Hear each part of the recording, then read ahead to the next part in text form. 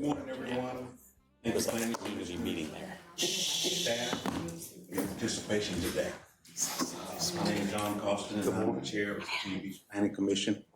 Welcome to the August 12th informal hearing. Let's get started. You have anything for us this morning, ma'am? Move on into presentation. Sharon. I can't hear him. Okay, I'll speak up. Okay. Thank you.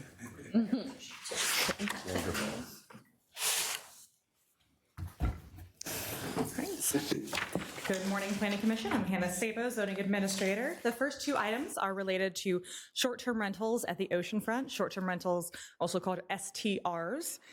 So I'll be using the acronym STR moving forward. Item 1 is an amendment to Section 241.2 of the zoning ordinance, and then item 2 is an amendment to the Oceanfront Resort Short-Term Rental Overlay District. On April 21st, 2026, City Council approved a referral resolution sponsored by Vice Mayor Wilson and council members Remick, Schulman, and Henley relating to short-term rentals within the Oceanfront Resort District. That was a twofold change, or proposed change, an update and reduction in the STR overlay map to address the proliferation of STRs at the oceanfront and reduce impacts to the neighborhood. And I'll just note that during the 2024 Virginia Beach Housing Study, stakeholders did identify concerns with STRs reducing the supply of rental housing. And so that was the reason for that overlay change. The other portion of this was a revision to the parking requirements for STRs within the overlay. That was held at your last Planning Commission meeting. You guys voted on that. And then it was last night deferred at City Council to the September 1st City Council meeting to be heard along with the map update as well. So today we will just be talking about the overlay boundary revision. So there are two different maps we'll be looking at, and we'll get to those in a moment. But first, I wanted to discuss what will happen to those STRs if they are mapped out of the overlay. So legally operating short-term rentals, which are mapped out of the overlay, so they are currently within the STR overlay, and a proposal would perhaps map them out of that, they would become grandfathered. They would be permitted to continue their STR use under the conditions of their CUP, with the exception that grandfathered STRs can't expand the footprint of the dwelling beyond 25% or 1,000 square feet, whichever is less. And if they are not used as an STR for a period of 2 years, they will lose their grandfathered designation. If this ordinance is approved, any STRs operating illegally, so without a CUP or without their STR permit, or properties which don't currently have a CUP for an STR that are mapped out of that overlay, they would no longer be able to apply for a CUP for an STR. So the updated STR overlay map proposed as part of the resolution is shown here, and I'll zoom in a moment, but the portions in purple here would be removed with this map. There are 50 permitted STRs that would become grandfathered by that change. Those STRs would go from about Pacific and 20.5 Street to the blocks facing 17th Street. During the July 8th, 2026 Planning Commission meeting, an alternative map was presented. This map, Alternative A, keeps a portion of the Vibe District within the STR overlay, along with a block to the north of 17th Street and the half block to the south of 17th Street. And there are 19 STRs that would become grandfathered by this map amendment. So zooming in here to the area that differentiates between the two, I'll also just note here that this, when I zoom in, this also shows an update to the compliant versus non-compliant STRs. We didn't change it when we were doing all of the briefings. We want to keep the same kind of data on there, but this data was from 2025, the compliant versus non-compliant data, I'll say. And then, so these zoomed in ones have the current data as of last month, and I'll just note that non-compliant STRs within the Oceanfront Resort overlay at large went from 107 in December of 2025 to only 16 this month. So just a shout out to our STR team that is doing great work on that. So here we have the STR resolution map. And then if we toggle to Alternative A, you can see that this one keeps a portion of that Vibe District within the STR overlay, along with the block to the north of 17th Street and the half block to the south of 17th. Since the resolution was adopted by City Council during their April 21st meeting, a number of public meetings and outreach efforts have occurred, briefings to the Planning Commission, Resort Advisory Commissions, and subcommittees, among others, all of which were open to the public. We also briefed the Hampton Roads Real Estate Association during the July 7th City Council hearing to extend the resolution timeframe, and then that July 8th public Planning Commission hearing, which deferred the item. There were no speakers signed up to speak at either of those items. On July 22nd, a landing page was added to the STR website, which provided information on the proposed amendment. It had both maps on there and then contact information for any questions. And a link to that website was included when we sent out the mailers to all affected properties for this meeting, so they could go on the website and see all the information. Also included in the mailers was information on a drop-in style citizen outreach meeting, which was held on August 4th. That information was also on the website, so anyone who went to the website could also find out about that. That was August 4th in the evening. It was within walking distance of the affected area. We had 2 property owners that actually walked. It was raining a little bit, but they made the trek to that meeting. And we had a total of 5 members of the public come and then ask questions. Staff has received about 15 calls in the last month with questions about the overlay change. There was 1 letter of opposition, which was included in your supplement package. There are 2 maps, as previously mentioned. So during the vote this afternoon, Planning Commission will be asked to identify which map you are making the vote on, whether it's the map that was included in the resolution or alternative A, which was brought forward during the last Planning Commission meeting. Are there any questions on this item? And I'll just note this is 2 items. Item 1 is the text amendment that updates that grandfather date to include these properties, and then item 2, which is the actual map change. So those 2 kind of go hand in hand. Mr. Plum. And I just wanted to be clear, I wanted to say this, so everybody hears this. So if you're grandfathered, there's no admin renewal. Correct. So going forward, if you have your position now within that purple zone, you don't have to come back for admin renewal. I just want to make sure that that was heard and said. Okay. You would still need to get a yearly permit to make sure that we are up to date on everything. We would still make sure that the safety plan is up to date, all that information, but there's no administrative removal of that conditional use permit. That's correct. I'm really appreciative of all the time spent on this and that we had extended the time period to consider it. I think it was very useful, gave more time to the community to weigh in. I will say the comments I've received are pretty neutral about it. The folks of most concern obviously either have interest in having an STR there or they already have an STR in that area. When they learned about the grandfathering position they would be in, that they seem content with that, generally speaking. Not everybody's 100% happy. I prefer alternative A because I felt like the Vibe district should have more opportunity for STRs. To me, reducing the number of STRs is a benefit to our community. It's been my position pretty consistently on the Planning Commission, but this plan isn't so drastic as you can see as to dramatically cut into it, and we're now affecting a small number of folks with current STRs. So that's why I'm in favor of alternate A. I just wanted to let you know which one after all this time that I favor and the reasons why. Thank you, Ms. Sabo. I have a couple of questions about the map itself, please. At the top of both maps on Pacific Avenue, we see a dark line there within the dark green boundary. Mm-hmm. Why? Why isn't it just the outline? Is there something we can't see on this detail that's excluded? Why is there a line in the middle of the zone? I believe that is just in the way that the map was created, it has that street is wider there. I have to check, but there's no change to the overlay in that area, but I'll check what the, I'll have to check what that is and make sure that there is in fact no change to that area. I would respectfully suggest if the line doesn't signify anything, then by the time this goes to council, delete the line so that it's just an outline boundary of the area you intend to regulate here. Second, if we go down toward the bottom third of the long green bounded area, we see at 11th Street and Lake Street on the old railroad causeway, that curved little bit that is currently eligible and is lopped out. There's 2 buildings there. And you and I spoke at the public comment session, but I think it's important to put it on the record here.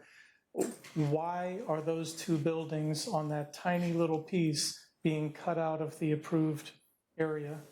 This updated map follows this street and kind of, rather than having it extend, rather than having the overlay extend portion of the way down this road, it is more of a consistent line and cuts it off at that road there. Those properties were all notified as part of this process. Okay, so thank you. You've gotten to my next question, because that is very hyper-specific, that those folks were notified of the intended change.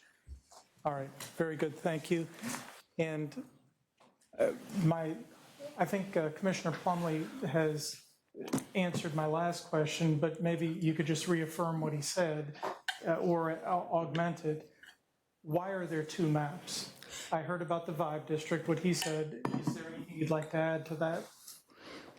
I will just reiterate that the resolution map was the one that was presented as part of the resolution adopted by council, and then alternative A was presented during the planning commission meeting, and that does include that change for the Vibe District in 17th Street.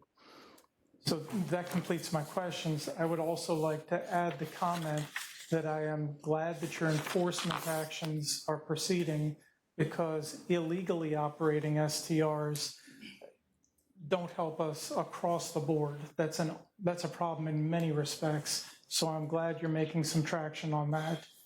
Thank you.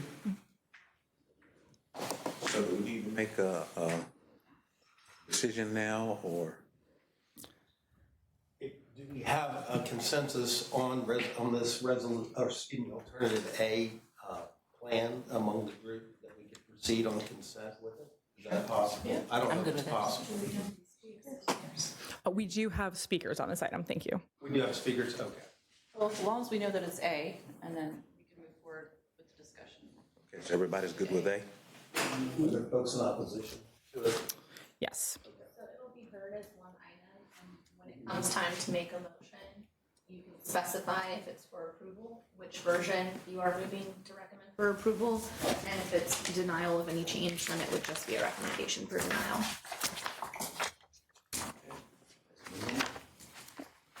And this is 1 and 2, is that right? Yeah. Together? Okay. Item 3 is an ordinance to amend sections 2100 and 2102 and add section 2107 to the city zoning ordinance pertaining to workforce housing. This amendment proposes to remove the locality restriction from the workforce housing ordinance and requires the property owner to enter into a compliance agreement with the city prior to issuance of the first certificate of occupancy for any workforce housing unit for rent in a development approved pursuant to the workforce housing ordinance. As this ordinance is currently written, the requirements in the rental housing component of the city's workforce housing density bonus program conflict with the requirements of federal and state programs, such as the low-income housing tax credits or LIHTC. These conflicts prevent developers from using such programs in conjunction with the city's workforce housing density bonus program. This amendment is in conjunction with an amendment to Chapter 16 of the City Code. And amendments to that chapter of the City Code will go directly to City Council and don't require a hearing by the Planning Commission. Sharon Schoaf with Housing and Neighborhood Preservation is here if you have any questions on this amendment, but staff does recommend approval of this item. And again, it brings it into compliance with other state and federal programs. So I did have a conversation with Sharon prior to the meeting, and I think it might be helpful if we're able just to take a couple sentences of that and put it on the record to inform the rest of the commission. So I'd like to ask Sharon a question.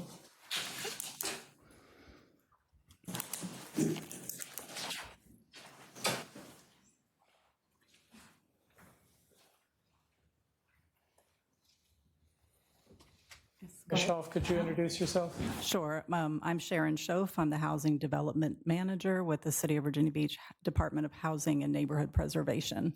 Thank you for being here and for entertaining my question. Sure. My question is, it is my understanding from the comprehensive plan, from the housing study, and from conversations at City Council and among this commission, that one of the priorities we are trying to solve in this city is the ability of folks who work in this city, like teachers, our first responders, and others, to live in the same city where they work. That is a very high priority. If I understand this proposed amendment takes away that preference and priority and opens this housing to anyone. And so in fact, it dilutes the housing stock that is available by removing the preference. Now, I understand that developers, those creating more stock, would like to be able to rent it to anyone. But as far as our priority, our first top priority of looking out for those who work here and having them nearby, could you talk to that? Sure.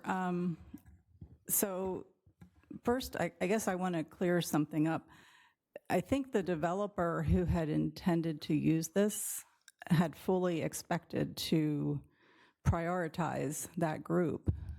They did not have a problem with it until it got to the point where their attorney had to look to see if the funding source allowed that. And so that's why we're here today. When you use these federal programs, there's a general public use requirement. And those programs, the low-income housing tax credit program and tax-exempt bonds, are pretty much the most critical funding source for affordable housing and workforce housing. So, you know, when they looked at the code and they realized this, they said, well, you know, we want to produce more affordable housing, but it's just not going to work with this particular funding source, which is pretty critical. And I did want to point out too, and I didn't realize this till later, but our housing study actually asked us to review this ordinance, and they asked the question, are proposals using LIHTC and other dedicated affordable housing programs easily able to participate in the workforce housing bonus density program? So they asked us to look at this, and I never really thought about it until we got here a few months ago and we realized that there is an issue here. Just because there isn't a preference doesn't mean anybody can't apply for it who lives or works in the city.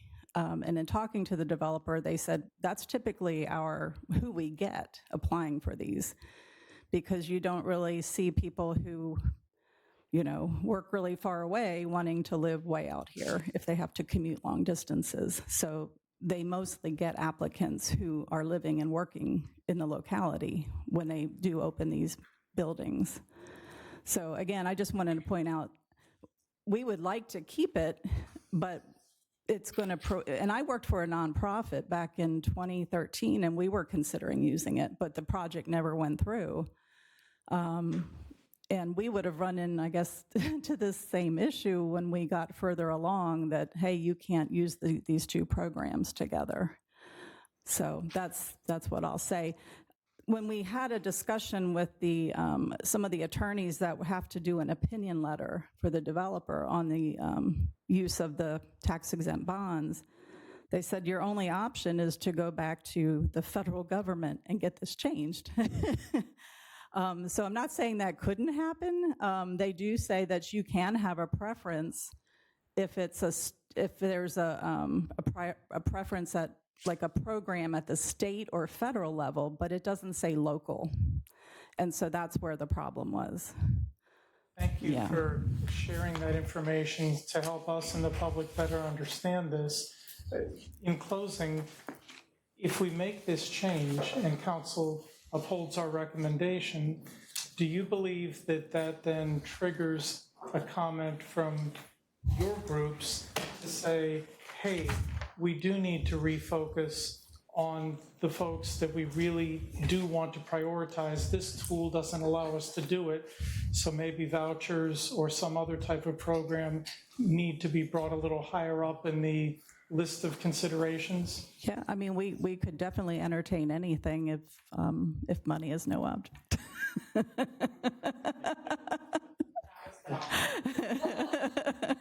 We're all trying to do the right thing here. Yeah, I know. And I did want to point out too, there's two components to this program. There's homeownership and there's rental. And the homeownership did not change. We still left that requirement in there because there's no prohibition to doing that with any other, as far as we know right now. And we have used the homeownership program before for one development. So without any issue. Commissioner Plumley?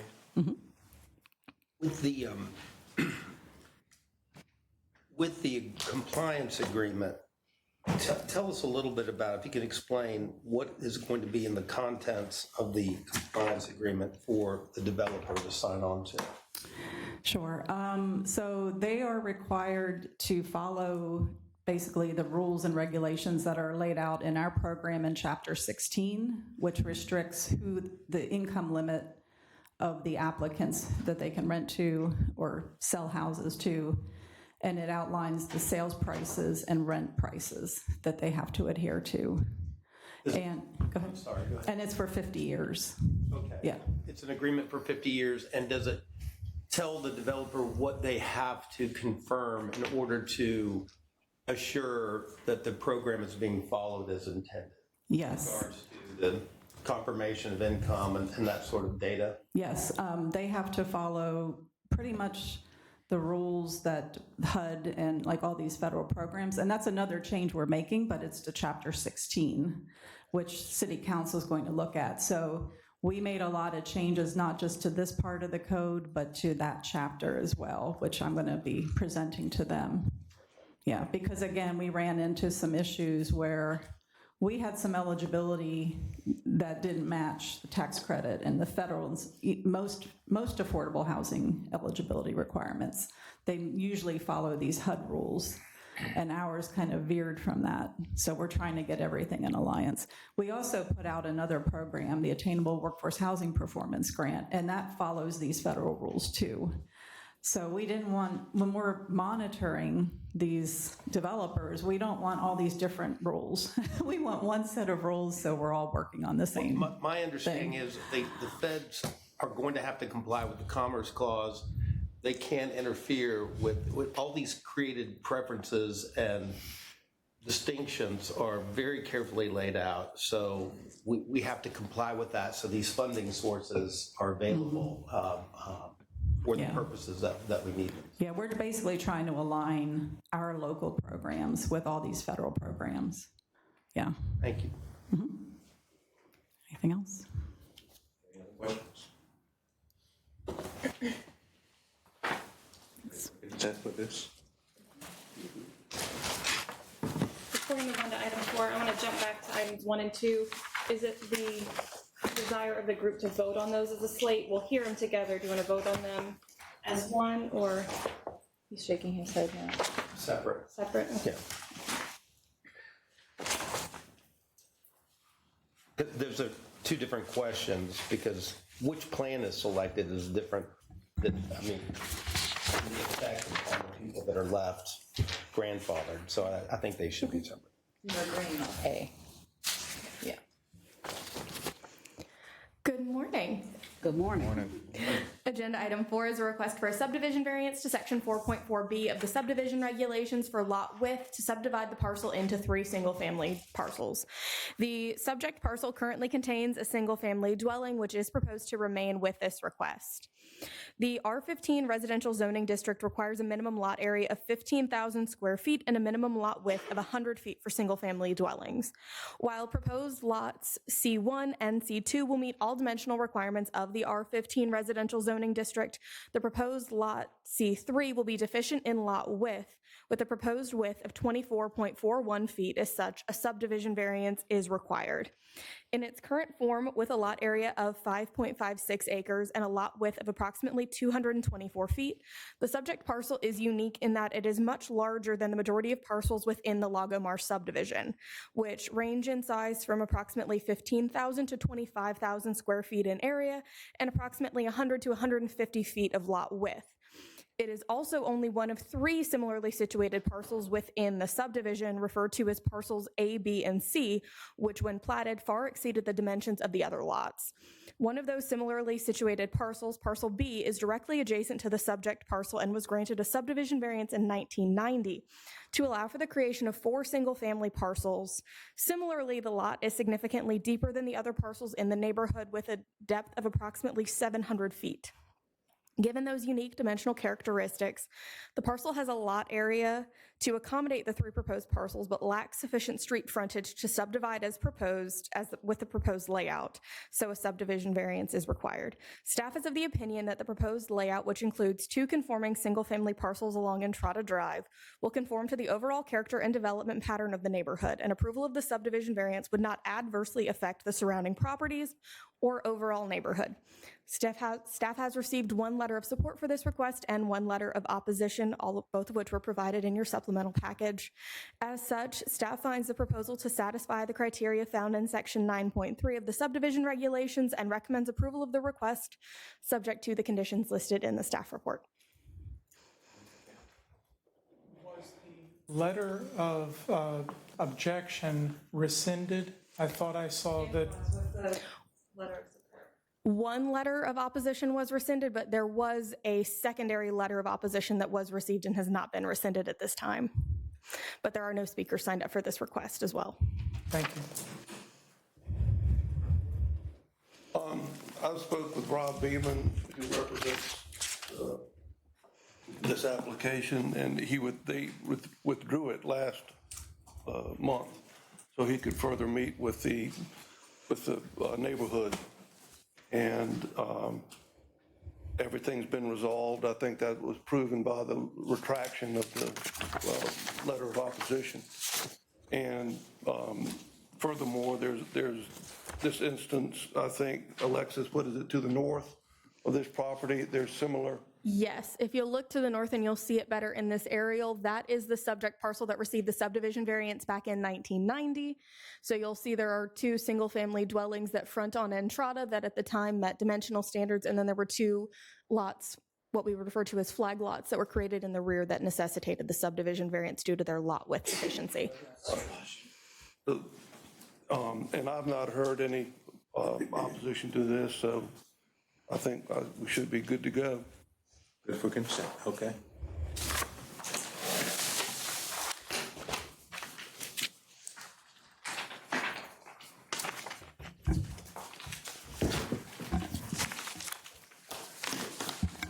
Good morning. The next item is item number 5, the church in Virginia Beach, and they're requesting a modification of conditions to a previously approved conditional use permit for religious use on a 1.59 acre parcel that is zoned O2 office. The property is located along Greenwich Road, east of Interstate 264 within the Newtown SGA, just south of the future Virginia Beach Trail.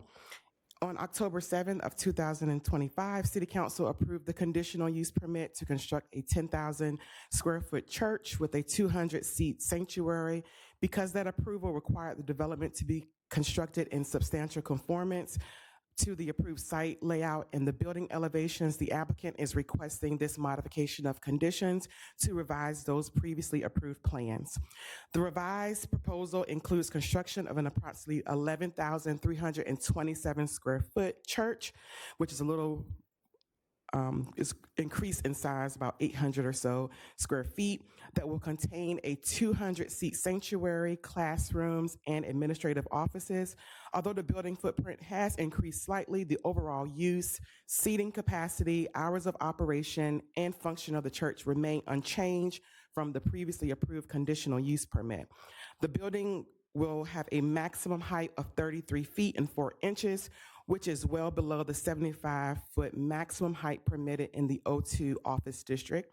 The architectural design incorporates durable contemporary materials, including vertical metal panels, faux redwood horizontal metal panels, adhered stone, a standing seam metal roof, and glass. The conceptual plan provides street frontage, landscaping, and foundation plantings that satisfy the city's landscaping requirements. Due to the existing easements and limited frontage along Greenwich Road, the applicant proposes relocating the 3 required street trees to another location on the site adjacent to the existing parking lot, which staff found acceptable and was approved with the previous conditional use permit.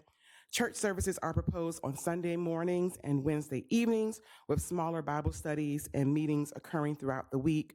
The church anticipates employing about 4 full-time members. The proposal includes 1 freestanding monument sign, which will comply with the zoning ordinance and include the required landscaping around the base.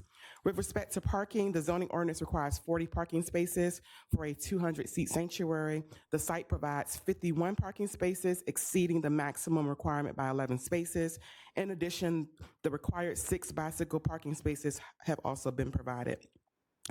As the commission may recall, the property does not meet the 3-acre minimum lot area requirement for religious use. That deviation was approved by City Council as part of the conditional use permit that was approved in 2025, and that remains unchanged with this request. Staff finds the proposed revisions do not increase the intensity of the approved use and remains compatible with the surrounding office and residential development. The proposal will also include curb and gutter improvements and construction of a new 5-foot wide sidewalk with an ADA compliant ramp along Greenwich Road as required by the proposed conditions. Overall, staff finds that the requested modifications are limited to the site layout and the architectural design of the building and do not substantially alter the previously approved religious use. The proposal remains compatible with the surrounding area, satisfies applicable zoning requirements, and continues to provide adequate parking, landscaping, and site access. Therefore, staff recommends approval of this modification of conditions subject to the conditions listed in the staff report.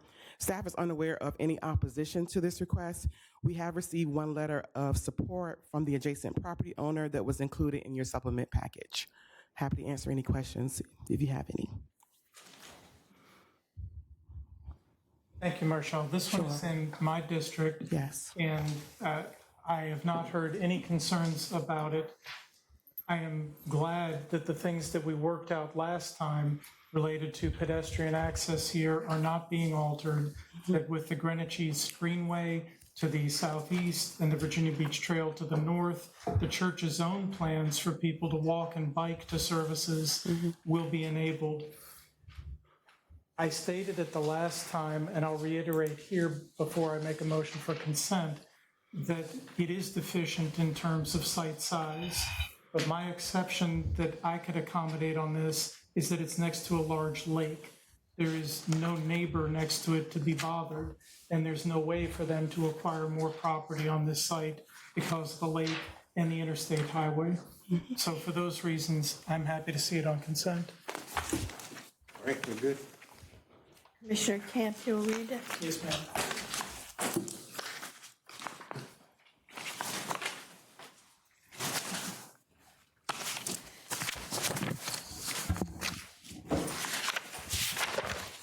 Agenda item 6 is a request for a modification of conditions to a subdivision variance to remove the ingress-egress easement.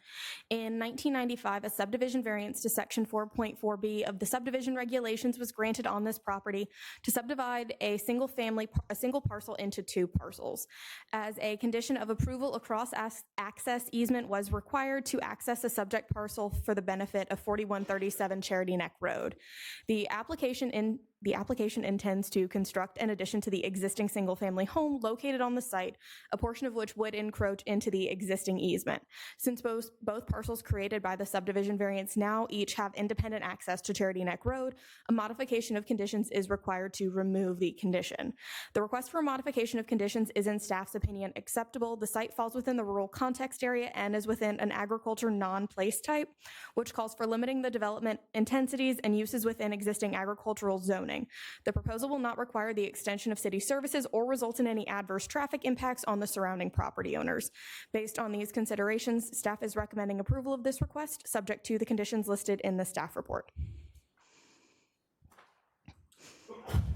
Not heard anything, any opposition to this whatsoever. So I'll move for consent. All right. Can you read it?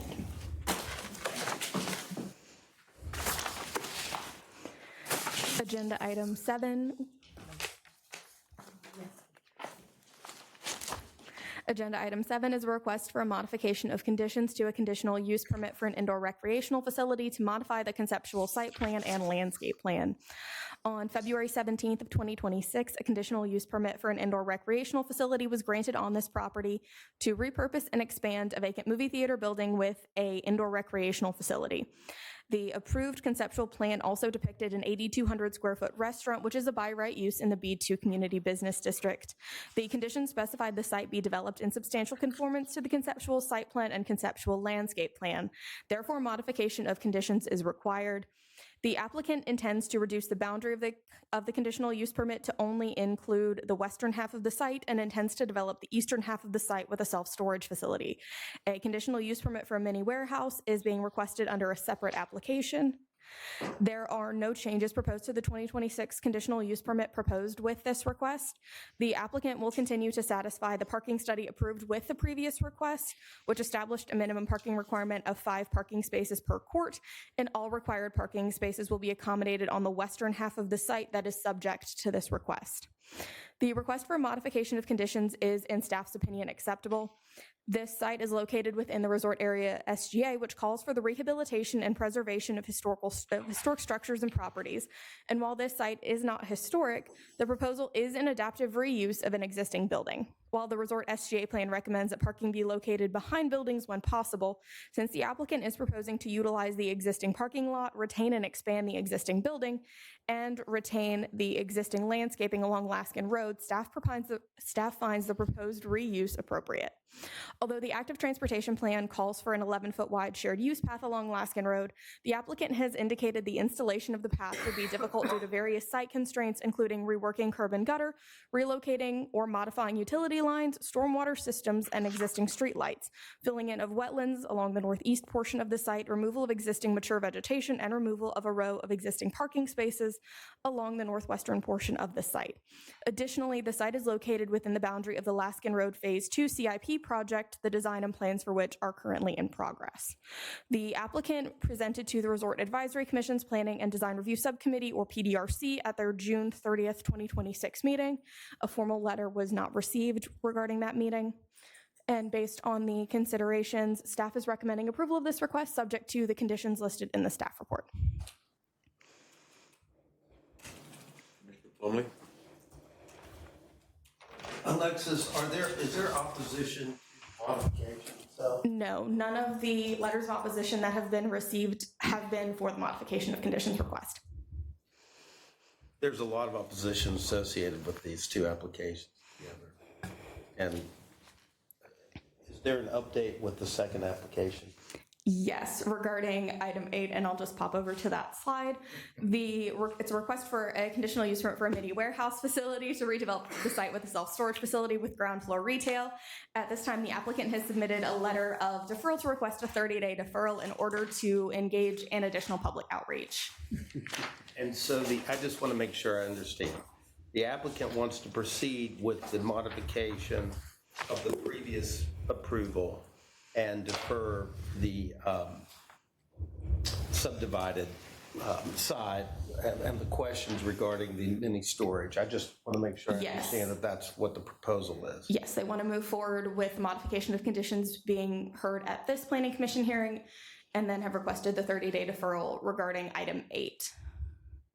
If this is the will of the applicant, I don't have any opposition to proceeding with the modification separate from the second application, but it's not my application. Two questions, Alexis.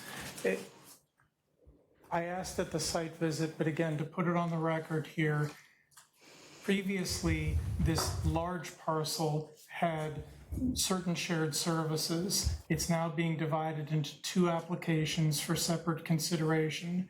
Could you confirm that each of these is independently satisfying its requirements in terms of parking and other type things, so there's no interdependency? One is not relying on the other for something? Yes, they will be submitting a plat to re-subdivide the parcel to separate them out. They would each meet their own requirements, both from a dimensional standard for the plat, but also for the independent uses to include parking and all of their other facilities on the site.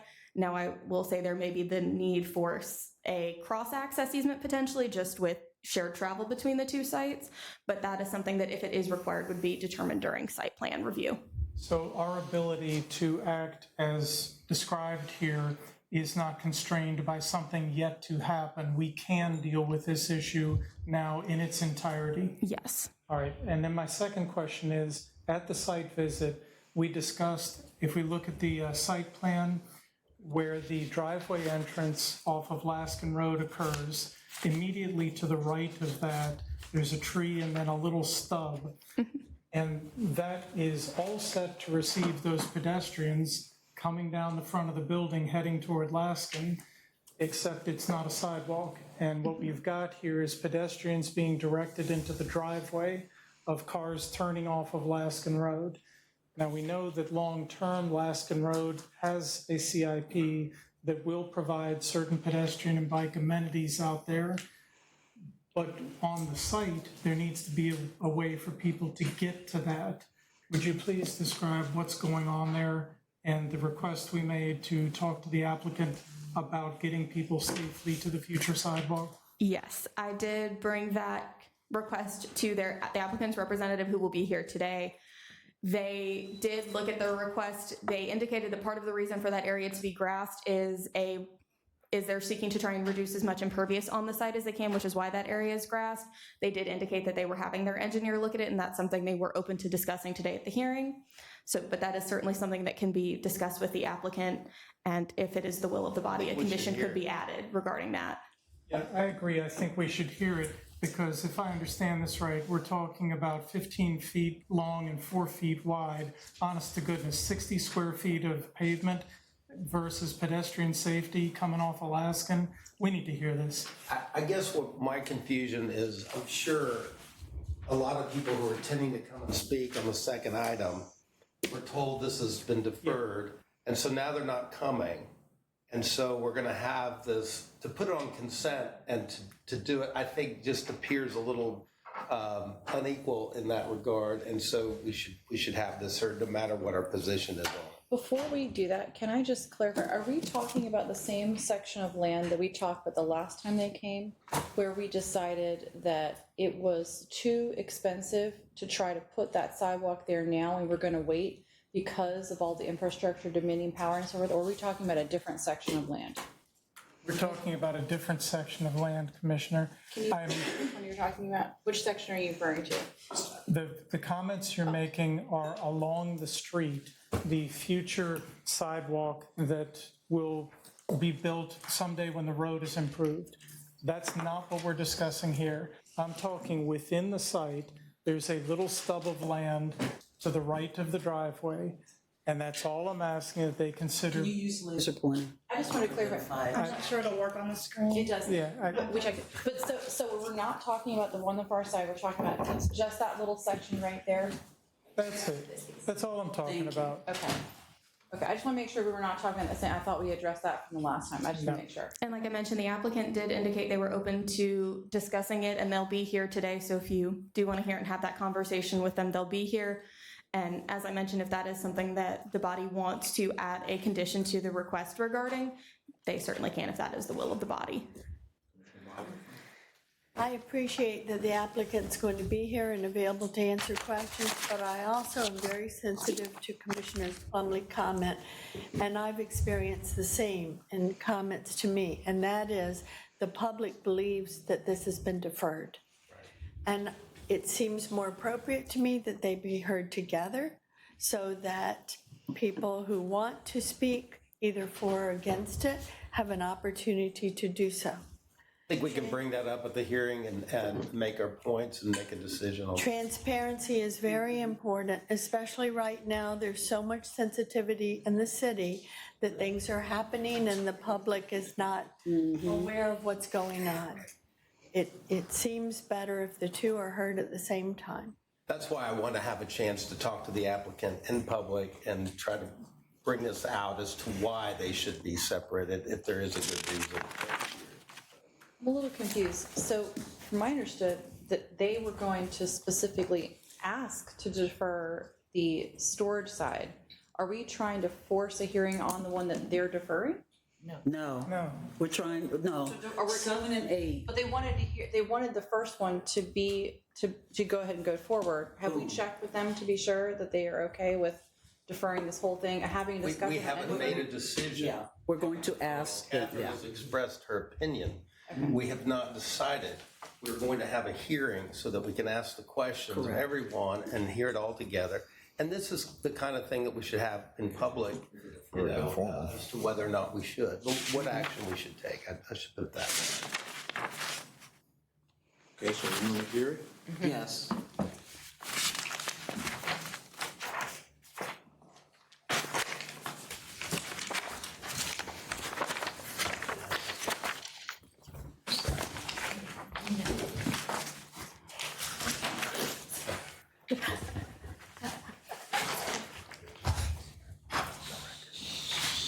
Okay, items 9 and 10. Option 2. All right, is a request for a conditional rezoning from R10 Residential District to conditional I1 Light Industrial District, along with a conditional use permit for a bulk storage yard. The property is located within the greater than 75 noise contour and the APZ1. Under the city's ACUS regulations, bulk storage yards is considered a compatible use within both the high noise zone and the APZ1. The site is currently developed with a vacant single-family dwelling that has been vacant for over a year, about a year, since fall of 2025. The proposal is to develop the approximately 2.89 acre site with a storage yard for contractors' vehicles, equipment, and materials. The conceptual site plan proposes 14 fenced storage lots ranging from approximately 3,200 to 5,200 square feet in size, along with a future steel storage building, a stormwater management facility, and a 12-foot wide maintenance access path surrounding that stormwater facility. The site will be fully gated and secured with controlled access, security cameras, and site lighting. Light poles will not exceed 14 feet in height, and as recommended in the conditions, all lighting will be fully shielded and directed inward to minimize impacts on adjacent properties.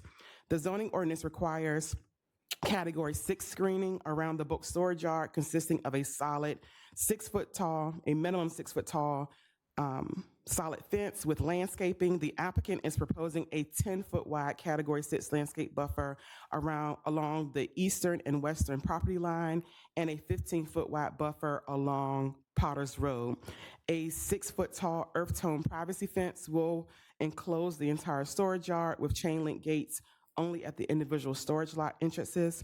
The proposal also includes a monument-style sign along Potter's Road that will not exceed 6 feet in height with the required landscaping, as well as a 10-foot wide multi-use path along the roadway. The applicant is requesting a deviation under section 221I of the zoning ordinance to reduce the required 25-foot landscape yard buffer adjacent to the R10 property to the east to 10 feet. Staff supports this request because the adjoining property is currently developed as a religious institution rather than a residential home.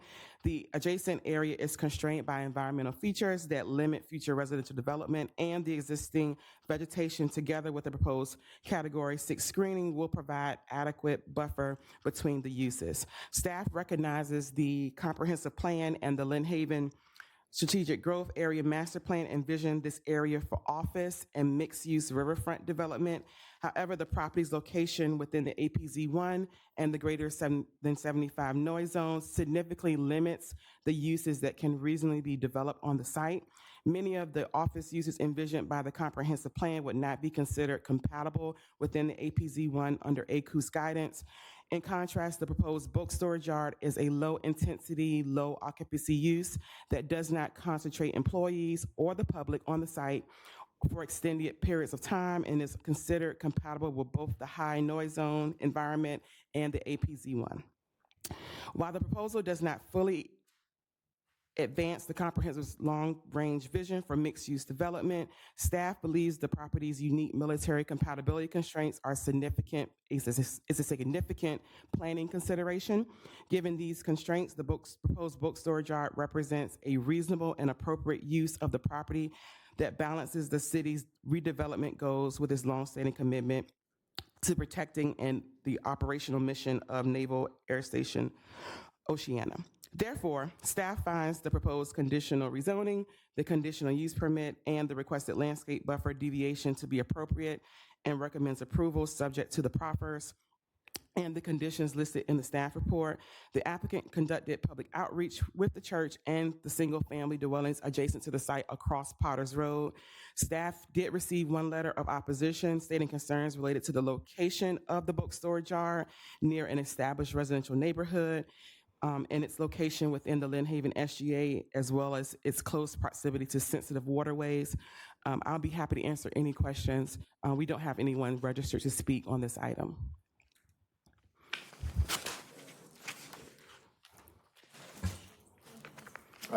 Yeah, this is my district. I haven't gotten any phone calls other than I have spoken with the client, the applicant, and it's my understanding from the conversation that they are looking into and planning on actually putting on the fence, the inside is covered fence area so that even the materials that the contractors, their rented space would not be visible to the public or to other contractors as well. And of course, the security and the lighting helps. I know, speaking with Mr. Berlucci the other day on this, I know there's a lot of history with this piece of property and the house and the homeless and a lot of bad blood with the neighbors across the street, and I know they would like to see it definitely cleaned up, and I think this does help that situation a lot. You know, I got a little history from Mike about this site and the concerns for safety out here and the sort of blighted condition of it. I guess the one critique I have, which I'm not sure is all that valid, because I'm looking at the homes across the street, they appear to have blockage, but that gate is a highly unattractive gate to have directly across from your house. I didn't know if there was any alternative that could be used. That's probably just a suggested, I mean, which I think we can discuss that with the client. Yeah, you know, I sort of understand the limited options for this site and not having it continued as a location, congregate. That is threatening. But the residents across the street that have a gate like that, I think it would be something that we want to have across from us. That's my only comment. Mr. Camp. Thank you. Marshall, on a church-owned property to the east that is currently zoned residential, is that also within the APZ zone? It is. So if the church wished to develop it under the new law that enables churches to create housing on their property, would they be constrained by the APZ? Yes. That is my understanding, because we do not, in our compatibility table, single-family homes are not compatible uses in the APZ 1. The reason I'm asking this is the applicant is seeking less landscaping on that side on the border than would normally be required. Right. And so I'm testing a little bit, would there ever be homes on the other side? No. It would not because of the other condition? Yes. All right, thank you. Second, with regard to the conceptual site plan and specifically to the gate, I will say that, Sorry. there you go. The way that it is inset into the site, I find highly favorable because Potters Road went through a road diet.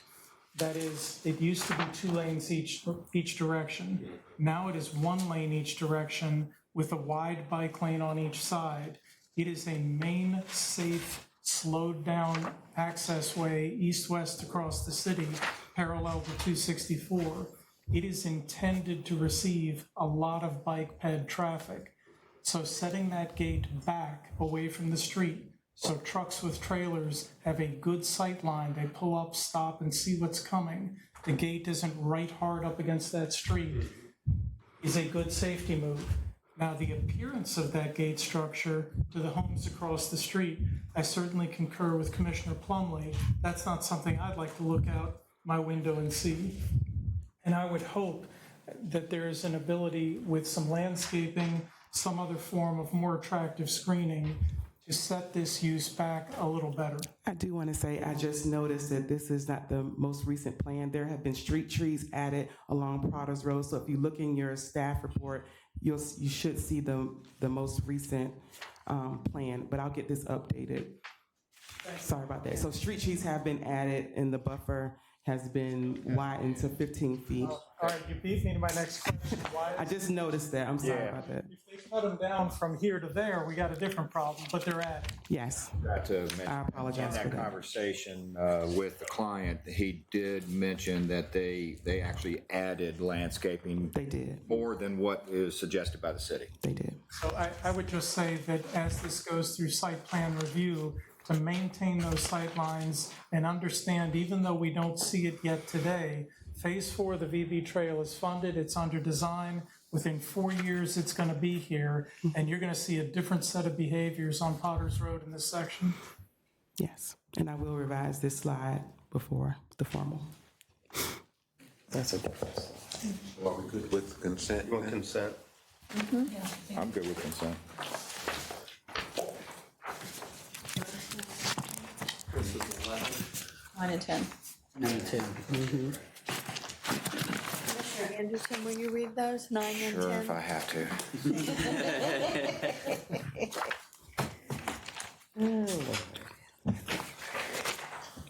Okay, the next item before you is item number 11. This is a request for a conditional rezoning for a 7,744 square foot parcel from R7.5 residential to conditional A12 apartment district to allow the development of a duplex resulting in a density of approximately 11.25 units per acre. The property is a vacant infill parcel along Euclid Road within the Pocahontas Village neighborhood and the Central Village District of the Pembroke SGA. A single-family dwelling previously occupied the site but was demolished in 2019. The proposal consists of a duplex. Each unit will be 2 stories in height with a maximum building height of 30.5 feet, which is below the 35-foot maximum height permitted in the A12 apartment district.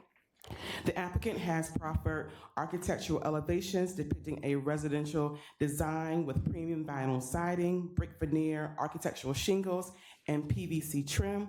The staff believes these materials and the architectural elements are consistent with the character of the surrounding neighborhood and provide a development that resembles a large single-family residence rather than a typical apartment building. A 6-foot-tall earth tone privacy fence is proposed around the yard, and the required 10-foot Category 4 landscaping buffer will be maintained along the northern property line. Along the eastern and western property lines, the applicant is requesting a deviation to a 5-foot wide Category 4 landscape buffer, which is one of several requested deviations associated with the rezoning.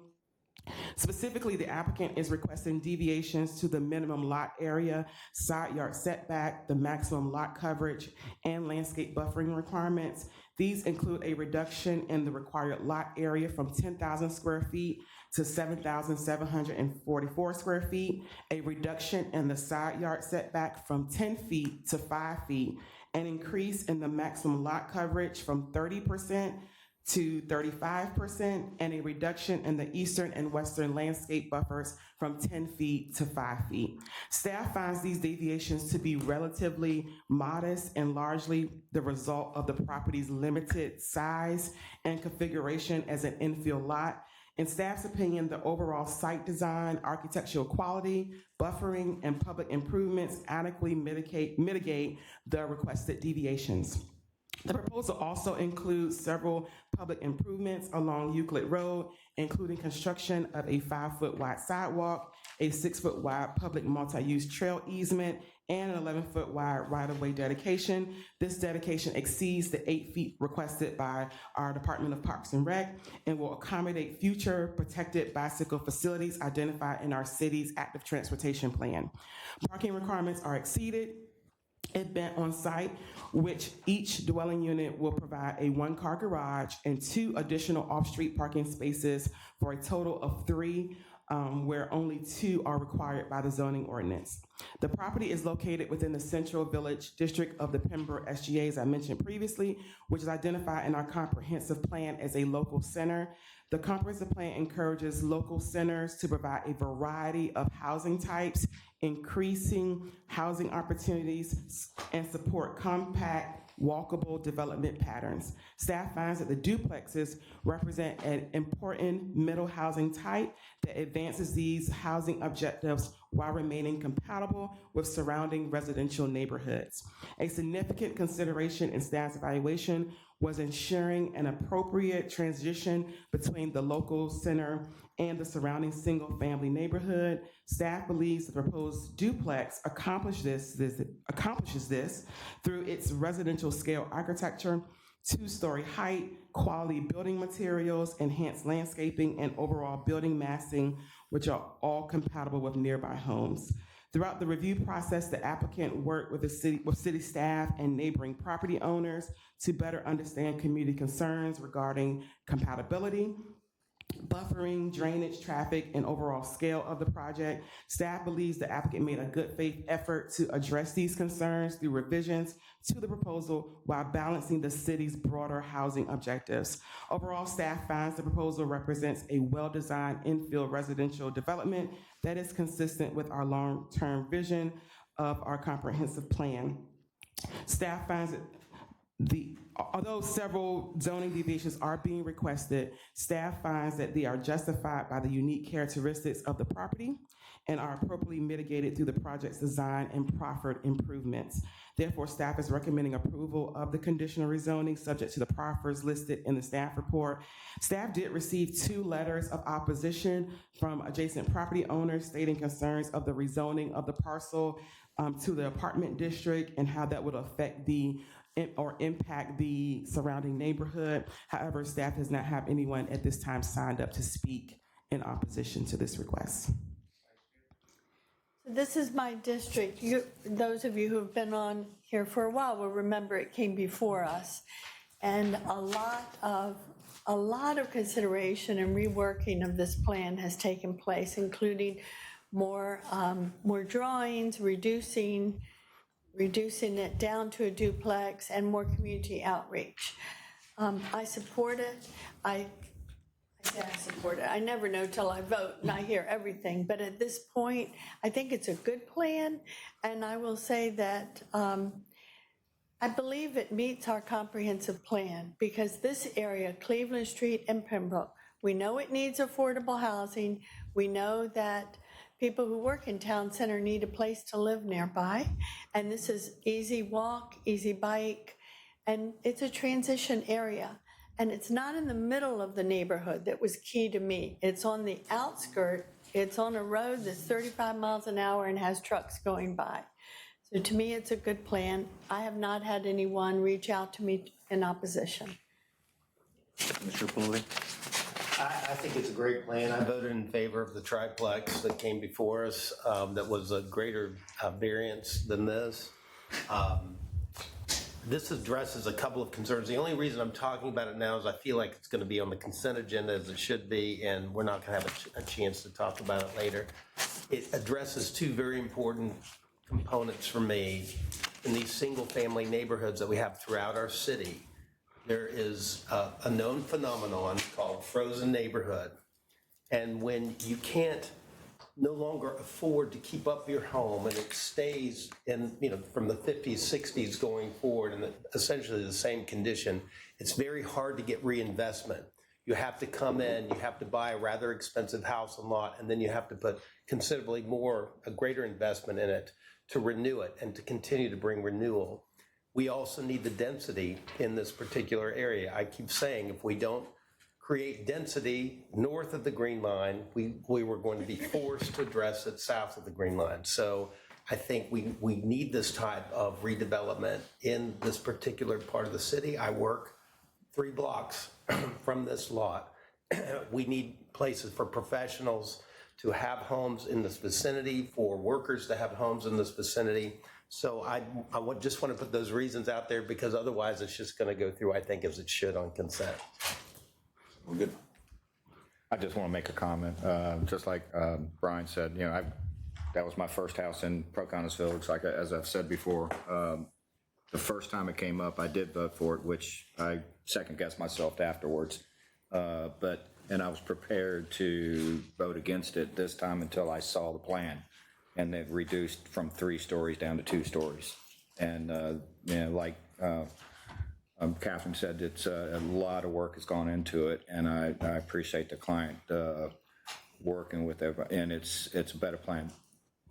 Personal note, I hope in the site approval process that they would maybe look at a divider fence on the back side of the property, and not, and have that put there while under construction versus waiting for somebody to buy and then have to build, because there is no divider fence between the 2 duplexes in the backyard. That's just a personal note. In the same spirit of this discussion, I voted against this last time. It was too much building for too little site. It did not fit with the neighborhood. And I urged the applicant to go back and rework this. And I'm delighted that that's what happened. I think that that's great. And there's a tremendous amount to like about this new proposal. I will say I remain troubled by the lot size, but I get it that it's a changing area. It's an area in transition.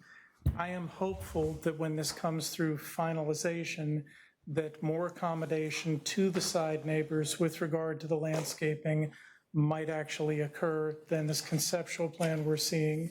It's important to come in right with the neighbors when you're making a change over there. But I do commend the applicant for taking our advice and reworking this thing. Commissioner Mosh, would you read it? I'd read it.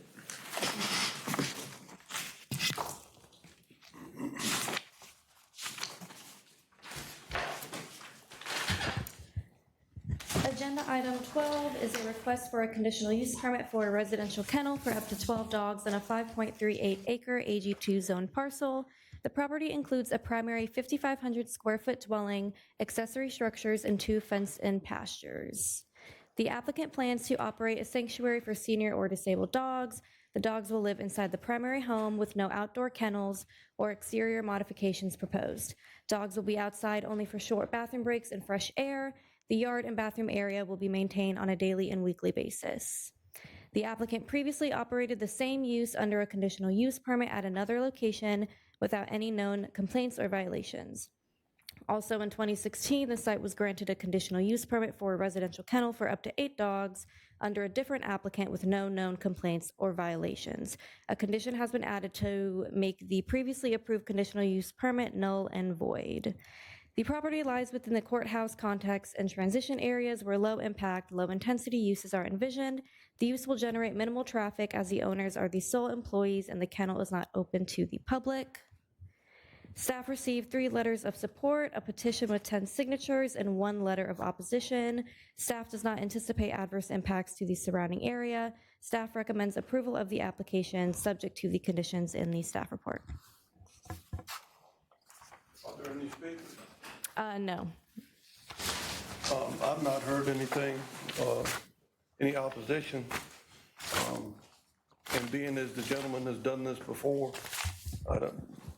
I think we should be good.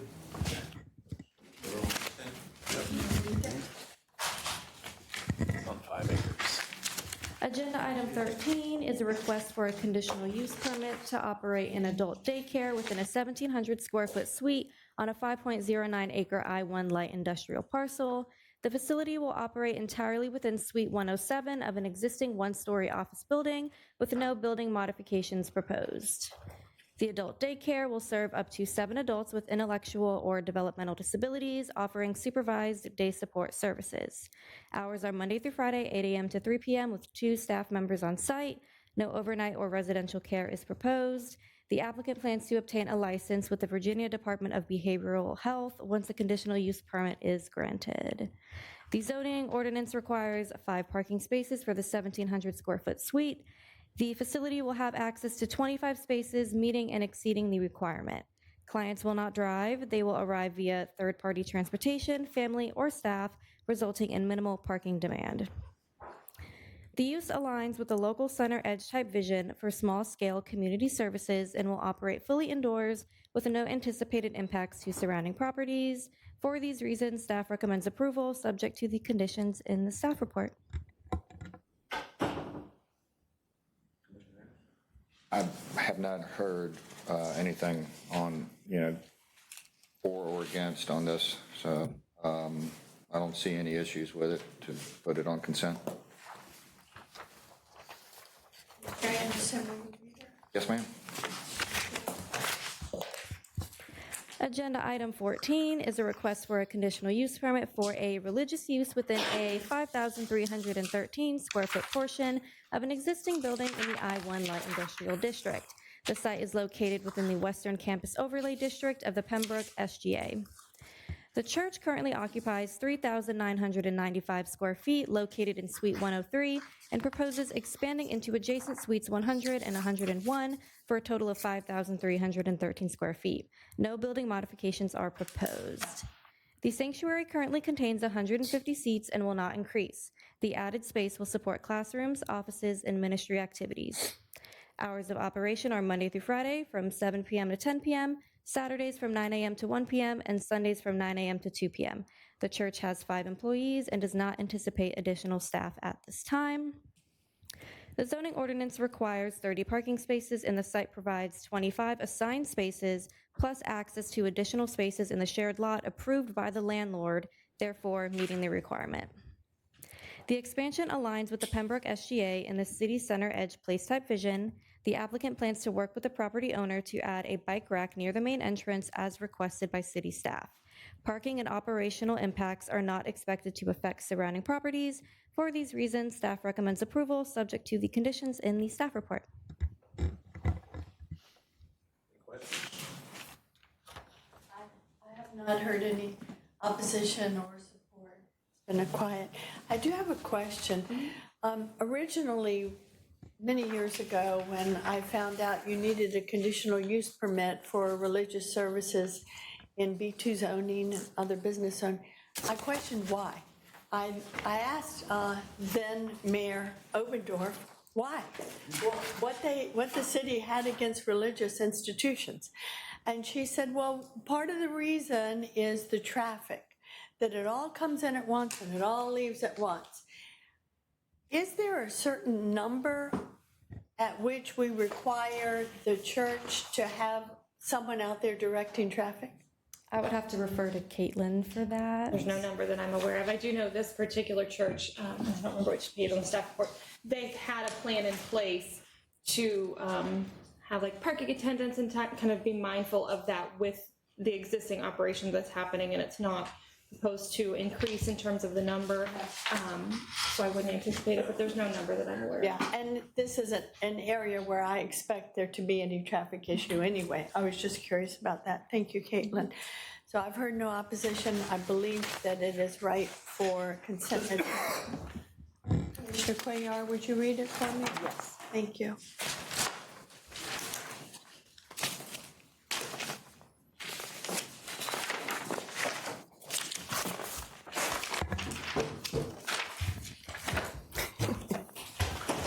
All right, the next items is items 15 and 16, and they are requests for 2 conditional use permits to allow a commercial marina and dormitories for marine pilots to facilitate the redevelopment of the Virginia Pilot Association facility located on this 13,000 square foot parcel, Zone B4 mixed use. The Virginia Pilot Association has operated from this location since 1986. The association provides 24-hour year-round services for commercial, government, Navy vessels entering and leaving Port of Virginia, ensuring the safe and efficient navigation of vessels through the Chesapeake Bay and surrounding waterways. Here are a few images of the site today. The proposal will replace the existing aging facility with a modern operations center that consolidates marine maintenance, administrative offices, dispatch functions, training space, and residential dormitories for pilots during on-call rotations. The facility is a secure private operation and is not open to the general public. The proposed building contains approximately 14,625 square feet and will have a maximum height of 55 feet and 11 inches.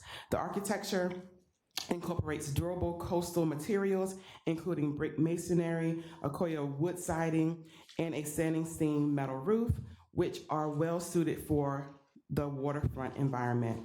The design also includes coastal architectural elements such as articulated building elevations, balconies, extensive glazing, and landscape frontage that are consistent with the Shore Drive Corridor design guidelines. To maintain uninterrupted operations, redevelopment will occur in 2 phases over an approximately 18-month construction period. Phase 1 includes demolition of the existing pilot station and construction of the new facility. Once the new building is complete, the existing maintenance shop will be removed and the remaining site improvements completed during Phase 2. The facility will operate 24 hours a day, 7 days a week, with approximately 15 employees per shift. Although the operation is continuous, staff does not anticipate any increase in noise impacts, as the Virginia Pilot Association has operated from this site under the same operational schedule for decades, and most maintenance activities occur during normal daytime hours. The site provides 36 parking spaces required by the zoning ordinance based on the mix of use, dormitory, lodging, and marine service uses. A portion of the property lies within the special flood hazard area and the limit moderate wave action. Because of these floodplain constraints, the building will be required to comply with the city's floodplain ordinance, including construction on pile foundations and elevating the lowest horizontal structure member to at least 3 feet above the base flood elevation. Additionally, because the marine shop is considered a water-dependent use, the applicant will be required to obtain an administrative floodplain variance during site plan review for only that portion of the building. The applicant is also requesting a front yard setback deviation under section 221I of the zoning ordinance. While a 35-foot front yard setback is required, a 0-foot setback is proposed due to the narrow configuration of the property. Even with this deviation, the building will remain approximately 75 feet from the edge of the Lesnar Bridge. In addition, portions of the proposed development extend into the city's right-of-way along Cape Henry Drive. Should this application be approved, the applicant will be required to obtain a separate encroachment agreement approved by the City Council before site plan approval. That request is reviewed independently through the Department of Public Works and other departments within the city, and approval of these conditional use permits do not constitute approval of that encroachment agreement. The Fire Marshal Office also reviewed the proposal and requested a dedicated fire apparatus turnaround. The applicant provided a fire access exhibit to address this requirement, which was approved by the Fire Marshal's Office. Staff finds the proposal to be consistent with the intent of the coastal neighborhood place type. While that place type emphasizes residential development, it also supports limited non-residential uses that serve the surrounding community and waterfront. Staff believes this proposal represents a unique maritime-related use that supports the Port of Virginia while maintaining compatibility with the surrounding area. The proposed building has also been designed to complement the Shore Drive Corridor through high-quality architecture, durable coastal materials, and enhanced landscaping. Because the property is located within the Shore Drive Corridor Overlay District, the applicant presented the proposal to the Bayfront Advisory Commission on July 16th of this year. Following its review, the commission voted unanimously in support of the application.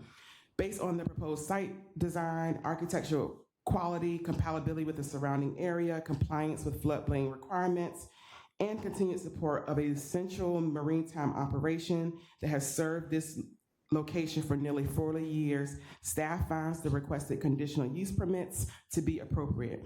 Therefore, we are recommending approval subject to the conditions listed in the staff report. Staff is unaware of any opposition to this request. 2 letters of support were provided by the Association of Maryland Pilots, as well as the Lesner Inn, which were provided in your supplements. I'll be happy to stand by for any questions you may have. Michelle, I just wanted to confirm with you as our process.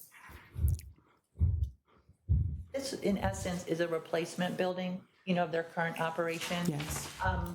And so, just clarify for me, what is triggering that they can't just do this by right? Because they need conditional use permits that they have not had on the site. This site has been located here since 1986, so to come into compliance, they're getting the proper permits that they need to move forward. I just wanted to confirm that. So administratively, they're coming to the Planning Commission for the permits, for the conditional use? Yes, to bring the site into compliance. So I've had no letters of opposition. We all went out to the site visit.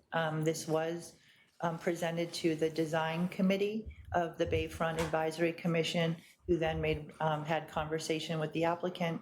In turn, then the commission did vote on it. I know there's been questions, and I thank the planning staff for clarifying some issues on the encroachment agreement. And so I'm in support of this application. I think, the pilots certainly provide an extraordinary service to our maritime industry. They've reached out to their neighbors who are in support of them. And so I would recommend for the consent agenda, unless the commissioners have any other questions or thoughts on this matter.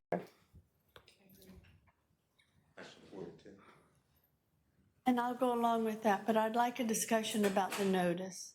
I was very uncomfortable when I went there and saw that the notice signs were beyond signs that said private property, beyond a very tall fence and a gate, and were not visible, in my opinion, from where the public had to stop. So, according to staff, the signs were legally required, but it's up to you if you feel, if you want to address that in regards to sign posting. It is in your purview to make that decision. I would note that they very specifically immediately moved the signs when they were informed that there was some concern, and immediately moved it. Thank you, Marshall. As you opened your brief to us, I believed you used words something like, this is a secure facility not open to the public. Did you said something like that? Typically, yes, because there is, most public don't come to this site. It's usually for the marine pilots. And as our vice chair said, the applicant has erected their own sign saying private property. They have put a security fence with an intercom there, and I know that it's open during the day, but every outward appearance is people don't belong here.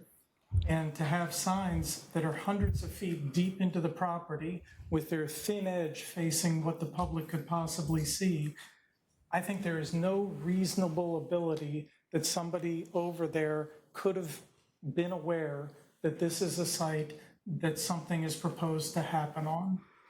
And I'm not sure that there's necessarily harm done in this case on the specific application before us. But I am not okay with the idea that it was legally sufficient, but practically insufficient. And I would say, I believe with the concurrence of the vice chair's spirit of her comments, that in the future, if we have a site where it is legally required to put them in some place that the public can't see, that we need a second set of signs where the public can see them. And I think that's what should have been done here. Had there been 2 signs at the front door, 100 feet in behind the fence, fine. Put another one up by the fence where people at the Lesner Inn or Bubba's or somewhere else could see it and become aware, and turn one out on the beach so that the boaters who are going by and may have some impact from the development might have seen it too. That's my opinion as a commissioner. I just want to point out that the ordinance, it does specify where the sign should be, but there is also language that says or any other location as designated by the planning director. So I'm not sure that it would be necessary to have two sets of signs, but that location of what is legally permissible can be changed at the direction or approval of the planning director. Yeah, I agree the public should have signage, and it's often difficult in certain locations if they have, even in the best situation, sufficient signage. We do advertise these hearings. One concern I have about this application, which I consider it significantly different in that I think this is a public service that's being provided, and delaying this project, I think, creates some concern to me, because this provides certain infrastructure for our Navy, our military, and as well as commerce, but I'm talking about public safety on a grand level.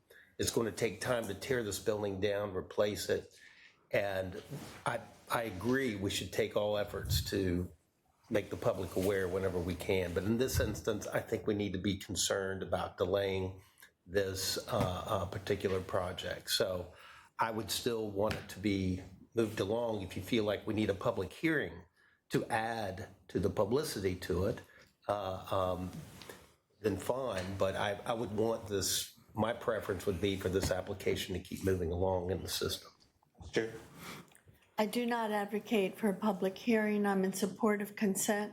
I found the signs to be inadequate. I don't think there was any harm done this time, but I really want us to be more careful going forward. Again, transparency in the governance of this city and land use is of paramount importance, and we need to, whenever possible, do our part to make sure that's in proper place.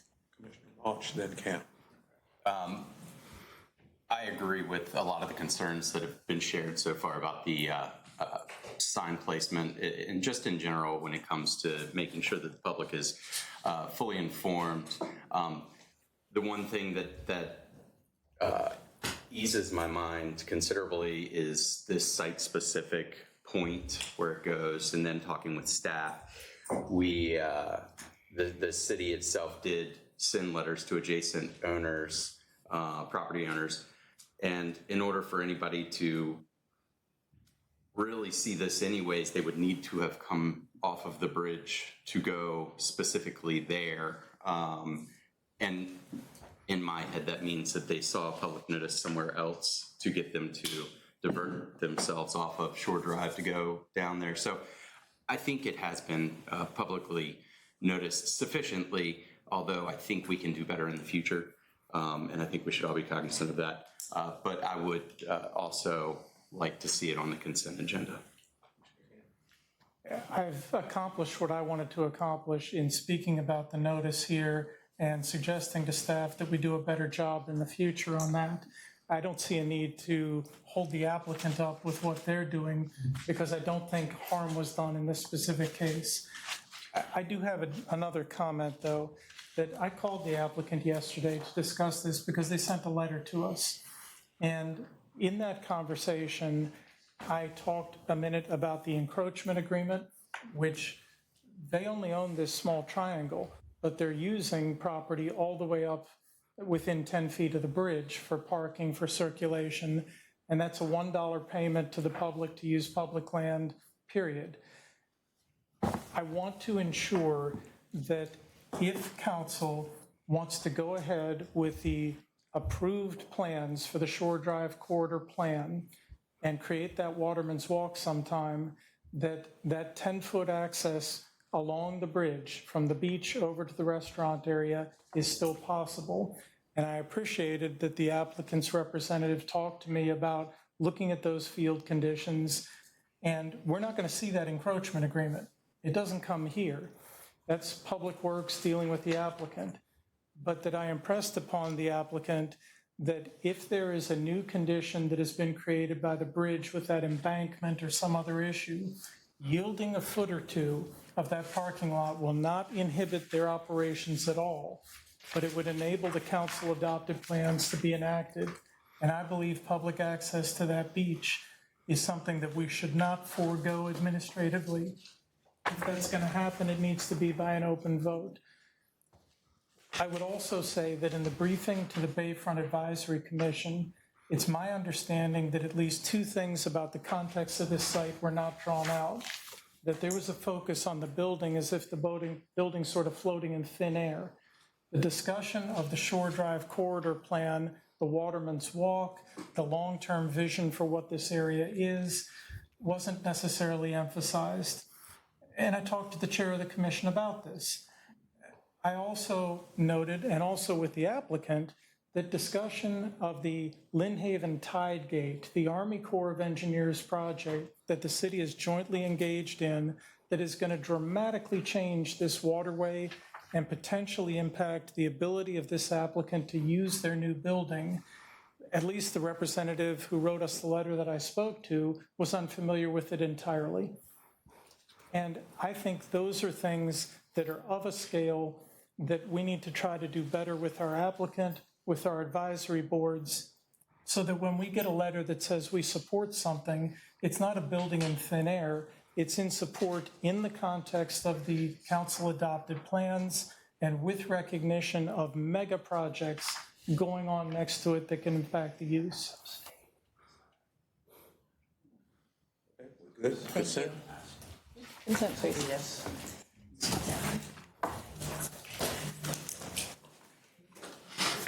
That's 15 and 16. And then we can do that as a block. Hello. Agenda item 17 is a request for a conditional use permit for a childcare education center. The site is located within the Green Run Land Use Plan, and the land use plan limits uses on this parcel to those permitted by right or conditionally within the B1A Limited Community Business District. Since childcare education centers are conditionally permitted in the B1A Limited Community Business District, a conditional use permit is required.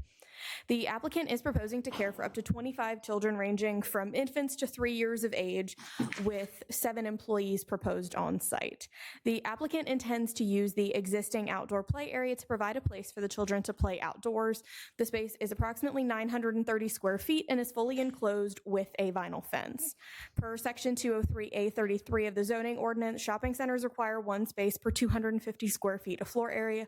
The 8,402 square foot shopping center requires 34 parking spaces, and the site currently contains 61 parking spaces, thereby satisfying and exceeding the parking requirement.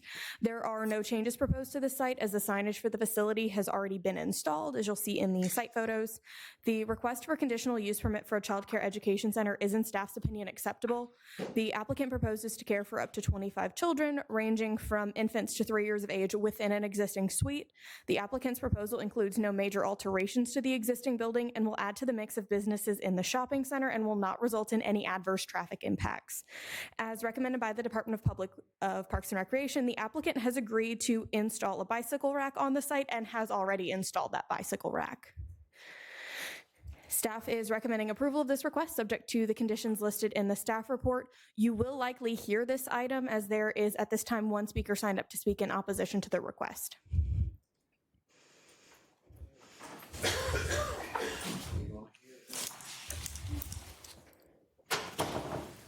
Next item. Agenda item 18 is a request for conditional use permit for a short-term rental at 304 28th Street, Unit 105. The applicant is seeking to operate a 1-bedroom short-term rental within the nearly 54,000 square foot Playa Rana condominium complex. Playa Rana condominiums have 42 units, and 14 of those units are operating as short-term rentals with conditional use permits. There is 1 assigned parking space for this unit located in the condominium's parking lot, which is acceptable to staff, as Playa Rana condominiums have a historic exemption allowing short-term rentals to operate on the site with only 1 parking space. The site has no prior zoning complaints or violations. The site is not currently advertised, and there are no prior documented stays, and staff is recommending approval of this request, subject to the conditions listed in the staff report.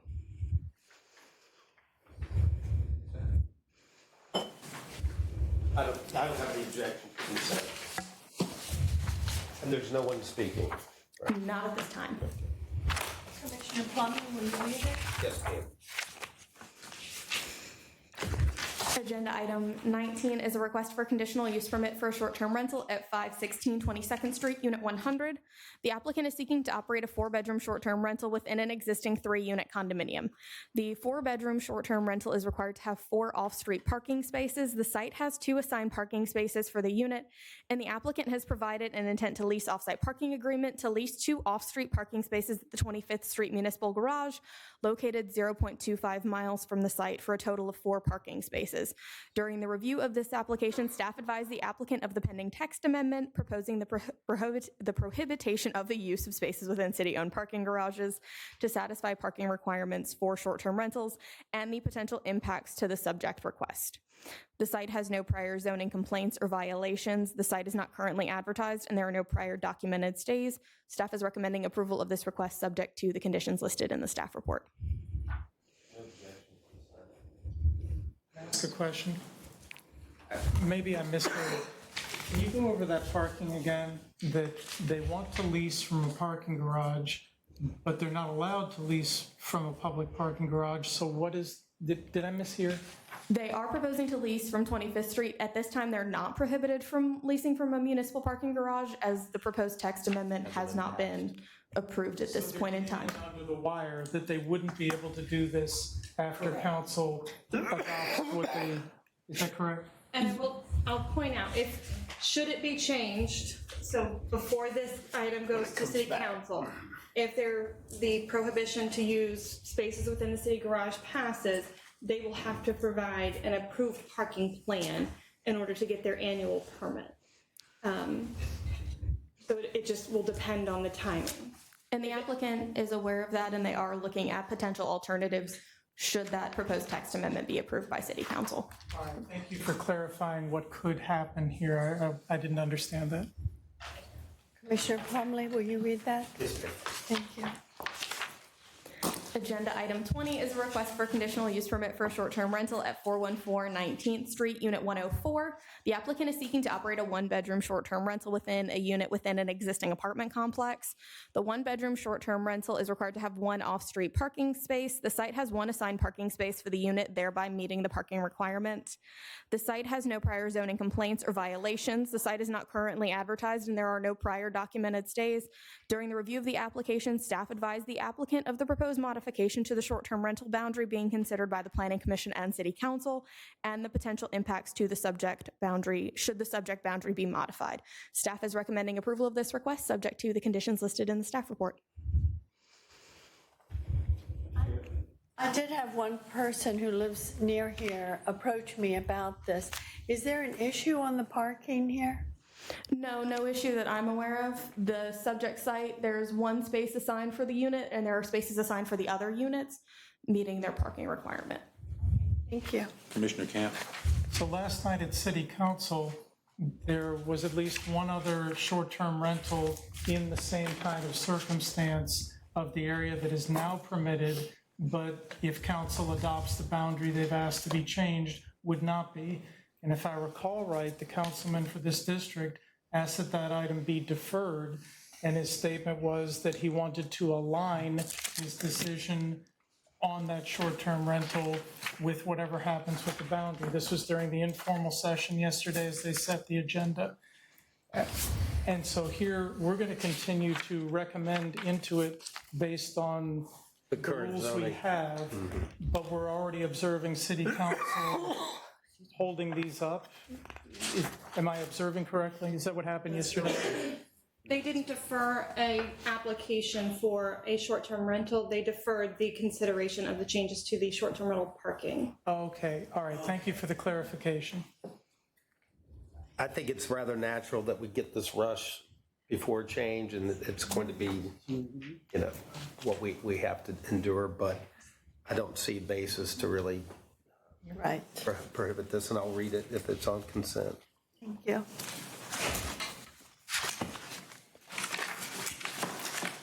And the final item is agenda item 21, is a request for a conditional use permit for a short-term rental at 415 20th Street. The applicant is seeking to operate a 3-bedroom short-term rental within an existing single-family dwelling. The 3-bedroom dwelling requires 3 parking spaces. The site contains a 2-car driveway, and the applicant has submitted an intent to lease off-site parking agreement to lease 2 parking spaces at the Circa Del Mar parking lot located adjacent to the subject site. Circa Del Mar requires 55 parking spaces, and the site contains 64 parking spaces, thereby meeting and exceeding the parking requirement by 9 parking spaces. A notice of violation was issued by staff on April 21st, 2026 for the operation of a short-term rental without a conditional use permit or short-term rental zoning permit.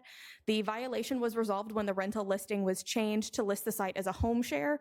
The site is not currently advertised, and the last known documented stay was May 26, 2026. During the review of the application, staff advised the applicant of the proposed modification to the short-term rental boundary being considered by the Planning Commission and City Council, and the potential impacts to the subject request should the boundary be modified. Again, staff is recommending approval of this request subject to the conditions listed in the staff report. So, I'll read it.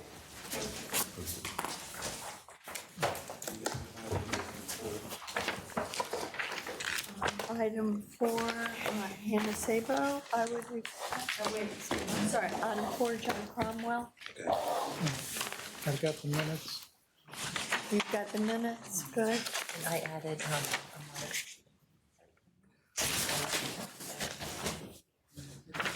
Mr. Chair, I have to abstain from item 17 due to conflict to be putting a letter on file with the city attorney's office.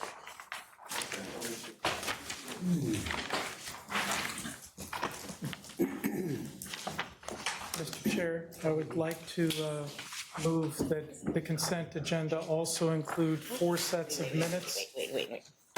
That the 4 sets of minutes would include the site visit for July 2nd, and just verifying that Chair Costin, Commissioners Cromwell, Plumley, and Cuellar, are you intending to abstain because you were not at that site visit? Yep. Yes. All right. And then the informal and formal hearings held on July 8th with no abstentions. And then the site visit held on August 6th, again with Commissioners Hippen and Plumley abstaining? Yes. Is that correct? All right, then I'd like to add that to the consent agenda as well.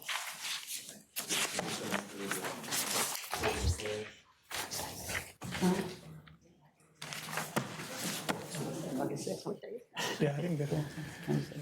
What you want? I didn't see it. Yeah, under new business. Tori, how are we doing 8 and 9 as far as reading for consent? Okay. We have, Excuse me, Vice Chair. has one of Yeah, 9 and 10. we have no items requesting to be withdrawn. We have one item agenda 8, requesting a 30-day continuance or deferral. We have no items requesting an indefinite deferral. 16 items on our consent agenda, being agenda items 3, 4, 5, 6, 9, 10, 11, 12, 13, 14, 15, 16, 18, 19, 20, and 21. And the minutes. And the minutes. We have 4 items to be heard. Agenda items 1, 2, 7, and 17. We also do have the vote on the annual report. Minutes. Put that on the consent agenda? Report. Can we put this, we good with the consent agenda? Yeah. Everybody good with consent? Yes. For the annual report? Yeah. Thank you, Marshall. Appreciate all the amendments that you took on that and getting that done for us. Do we need someone to read something into the record for the annual report? I'll do it. Okay, thanks. Along with the minutes? Sure. Okay, that'd be great.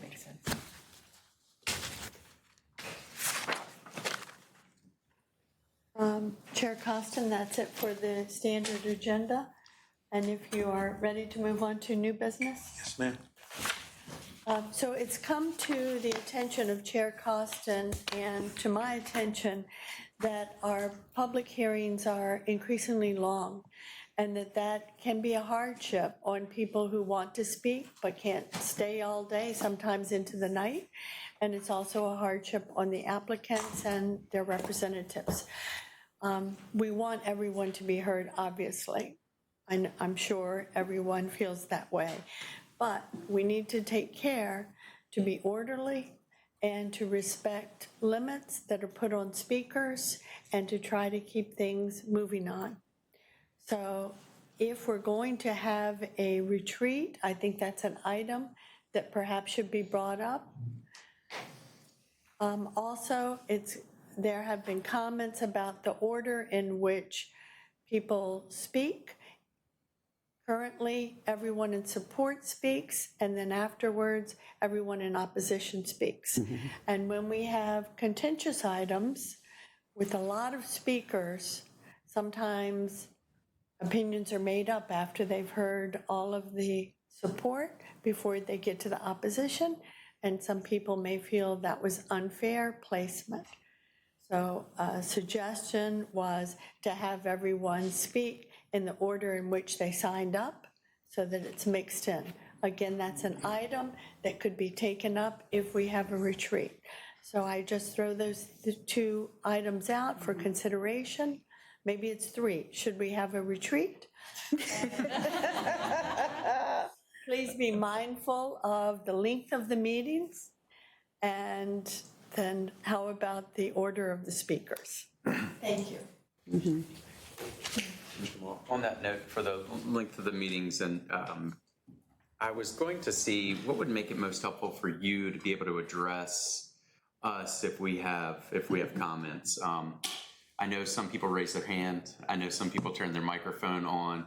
What would be easiest for you so that you just don't miss somebody? If I can see the light on, I'm happy. Okay, so just push the microphone button and kind of sit back and wait. Wonderful. And as long as all microphone lights are off, then we're good to go. Yes. All right. While we're in this new business, I just want to take a moment to remind everyone that if you were going to be sending an email to any of the planning commissioners, that I would advise that you not send an email to more than two, or that you wouldn't send it to two or more commissioners, because sometimes it can invite the temptation to respond immediately, which could be construed as a meeting that was not properly noticed. We have not had that issue occur.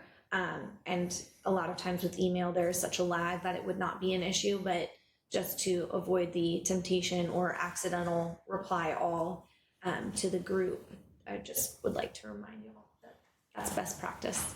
You can always send things out to city staff, and they can send it out to the commission, or you could also BCC individuals so that there's not that temptation to hit reply all. I did. So on the retreat, with 5 of us having terms that end in February, the time's going to go quick. And then everybody else at this table has a term ending next year. I think if we want to have a retreat, we ought to get scheduling on that soon. So I don't know, is there a consensus to have a retreat? I mean, you asked the question, but I didn't hear the answer. I think everybody wants a retreat, but I was just talking, Mike and I put together, a agenda last year, and I think, I just talked to him real quick, whispered to him, but I think we'd be willing to do the same thing this year. And with all of the information that we have gathered, just like today, hey, this would, if we do a retreat, and I feel confident that the two of us can put together another agenda and fix some of the stuff that we wanted to do last year, that I think we should look at sooner than later for a retreat. And to that note, with the retreat, I think we got a lot of the majority of all of our I would say questions, concerns, issues that we wanted to address.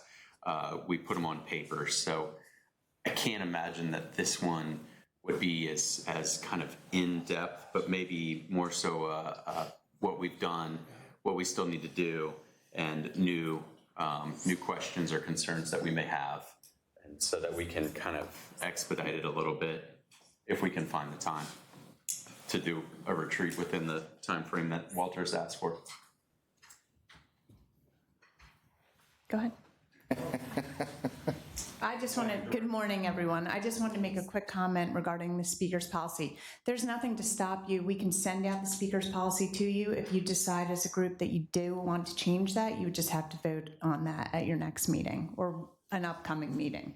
You don't need to wait for a retreat for that. And just for clarity, that speaker's policy that we currently we're currently going by is mirrored off of City Council's. Correct. So the way City Council, anyone who registers in advance, they typically put in support, then opposition, then anyone who walks through the door that night and registers gets just added to the list, no matter what their position is.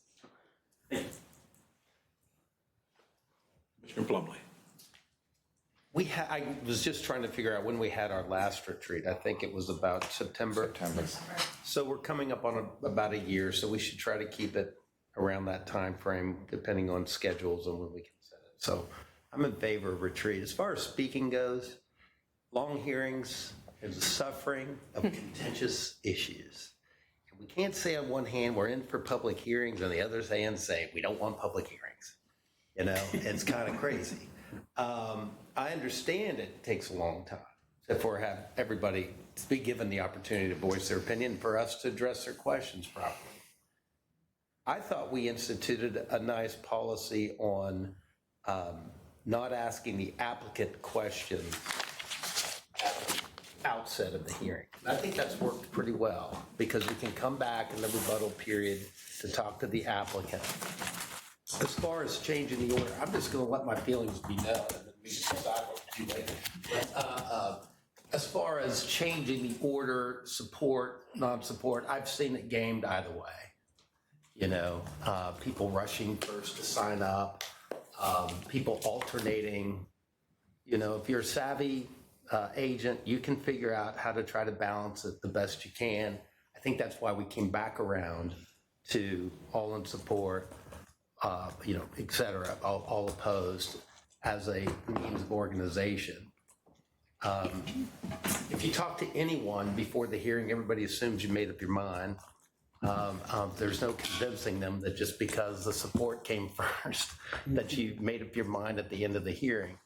But, you know, we're body, so everybody's going to express their opinion on it. I think a retreat's the appropriate place to do it. I think we're coming up on 1 year, and we should probably begin to get our planners out and decide when we're going to have it. We have to present our staff because they have to be available.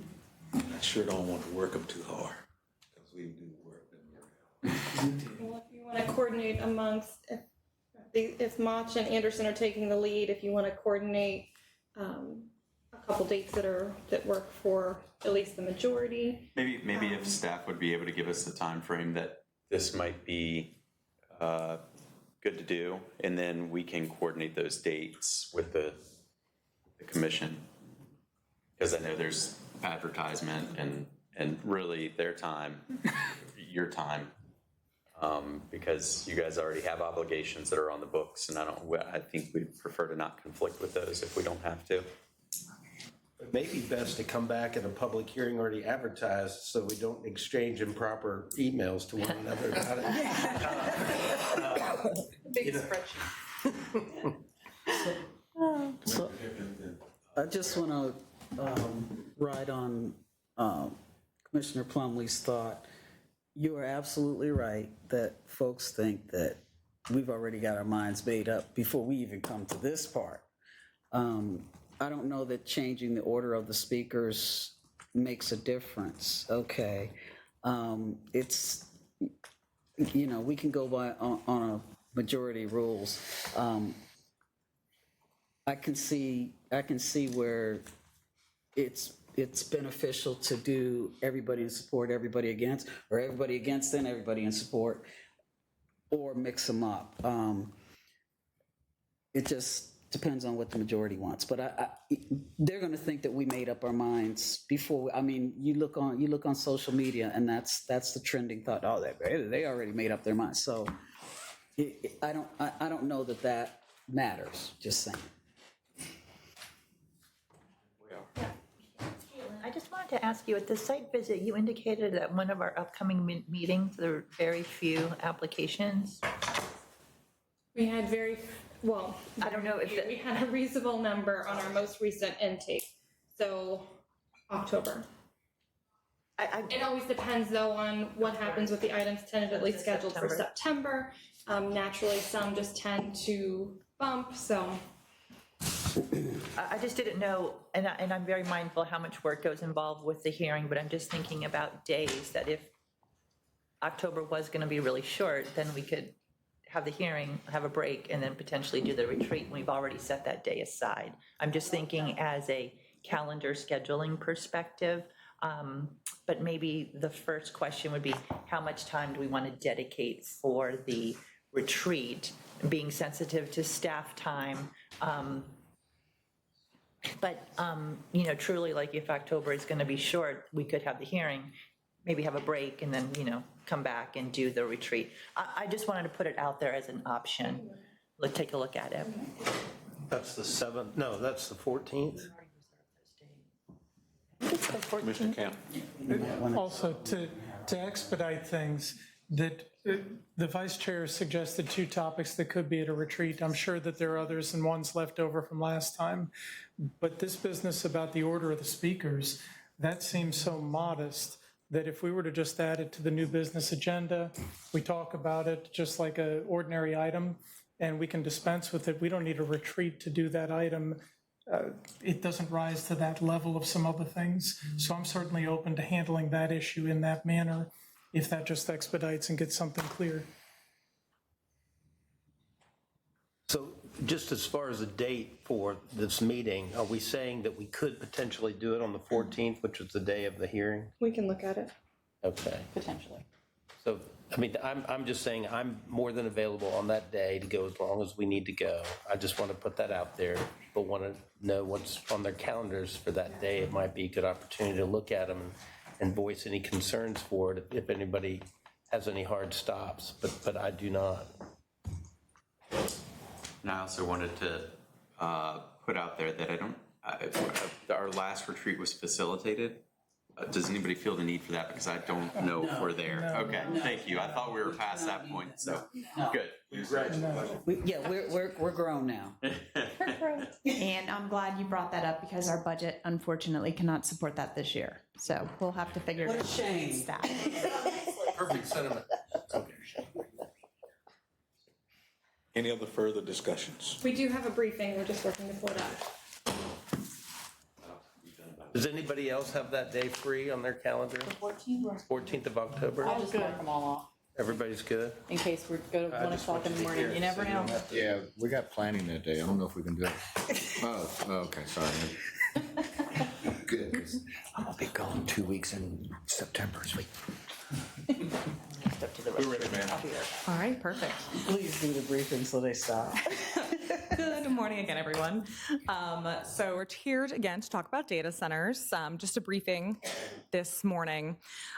During the April 8th Planning Commission meeting, staff provided general information on a briefing on what data centers are and then how our zoning ordinance currently addresses them, which is by right within the industrial districts. From that presentation, there was a lot of conversation generated on whether or not City Council should consider further restrictions on data centers and then add a discretionary approval process. On the June 2nd meeting, staff, including Peter Wallace, the city's IT director, provided a more detailed briefing to City Council with more information on data centers, including infrastructure, data center types, needs of a data center, and environmental impacts. And during the HRPDC Regional Planning Directors meeting that was on July 30th, the directors in the area voiced a desire for HRPDC to lead a regional effort regarding to data center regulations, and we'll talk a little bit more about how there's not a good source for or a good consistent definition of data center, and we're all kind of looking at them a little bit differently. There's no universal considered regulations on these. So as staff continues ongoing communication with industry professionals and regulators. So staff is currently working with a representative from the Weldon Cooper Center for Public Service. We're talked to a representative from the Data Center Coalition. We have toured QTS, a data center in Richmond, as well as utilizing multiple resources and looked at other ordinances and regulations. We've also spoken with a representative from Oceana, went to make sure that we are addressing any of their specific concerns around data centers. We've looked at a lot of regulations from surrounding localities and spoken to their planners, zoning administrators about lessons learned, what their recommendations are, what's working, not working within their localities. So data centers, there is one of the kind of roadblocks or issues we're running into is there's no industry standard definition for a data center. The term is used in different industries in different ways. When we're talking about data centers, it's going to kind of be the umbrella term, which could mean a co-location, which is the smaller version. It's a data center where multiple tenants house their own servers and networking equipment. Operators are providing power, cooling, physical security, and then connections, all the way to the largest, which would be hyperscalers, which are cloud platforms operating proprietary global networks, and a lot of the times that includes AI. There are millions of servers in some of these locations. And then in the middle there are data centers, which are the data centers of data centers. And those are just facilities that house computing infrastructure. And it can be for one user. The municipal center has a data center. It's where we store our servers. Or it could be where providing space for multiple users. They provide computer storage, manage housing for different users. So looking at standards for data centers, while there is an abundance of information around data centers, there aren't established industry standards or established best practices, such as an established definition, suggested setbacks, buffering, and noise thresholds. But there are information from other localities that they do have data centers there, and of course, there is lots of information that we can use to get started or to work on our ordinance here. Specific information around cooling systems and data centers and energy uses a lot of times is considered proprietary and they don't want to share that. There are some bills within the state that are looking at requiring information to be shared. So moving forward, there may be additional information available. There's research on long-term environmental and infrastructure impacts on the use is currently minimal, but again, there are requests for studies to be done on those impacts. So we have a good starting point, but there is more information that will come forward through the next as we move forward on this and as this user use is established. So scale of data centers. Data centers can be, as I discussed, data centers can be relatively small, like the one we have at the municipal center, all the way up to a hyperscaler. And so data centers can go anywhere from 1 megawatt of energy all the way up to the high energy use facility, which is what the state considers, and that's 100 megawatts of power.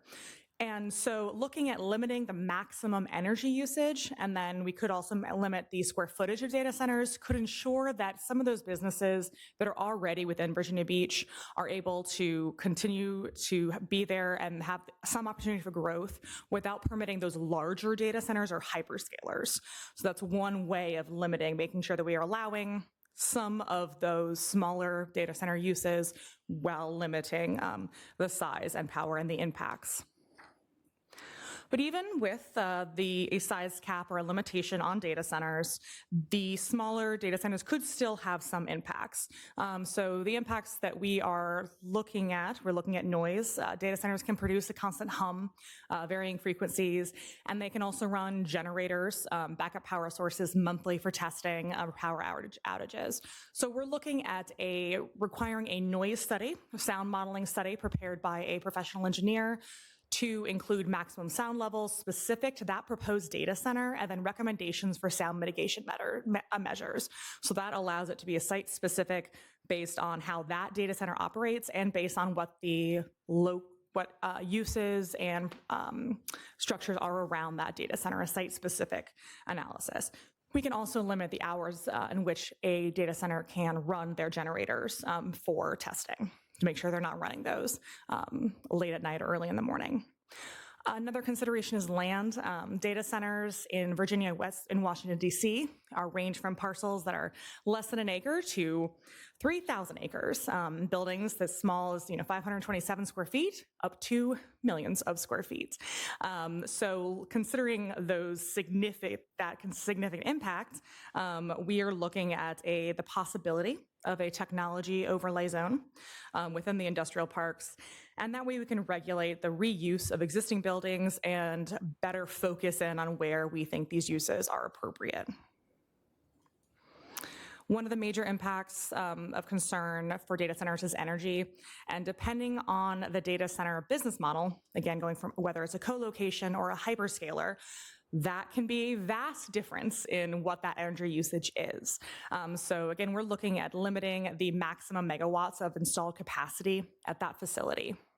So that would, again, allow those smaller data centers, those that are just have co-locations that have smaller impacts, allows those to be established, and then preventing those hyperscalers, those one that use that significant amount of power.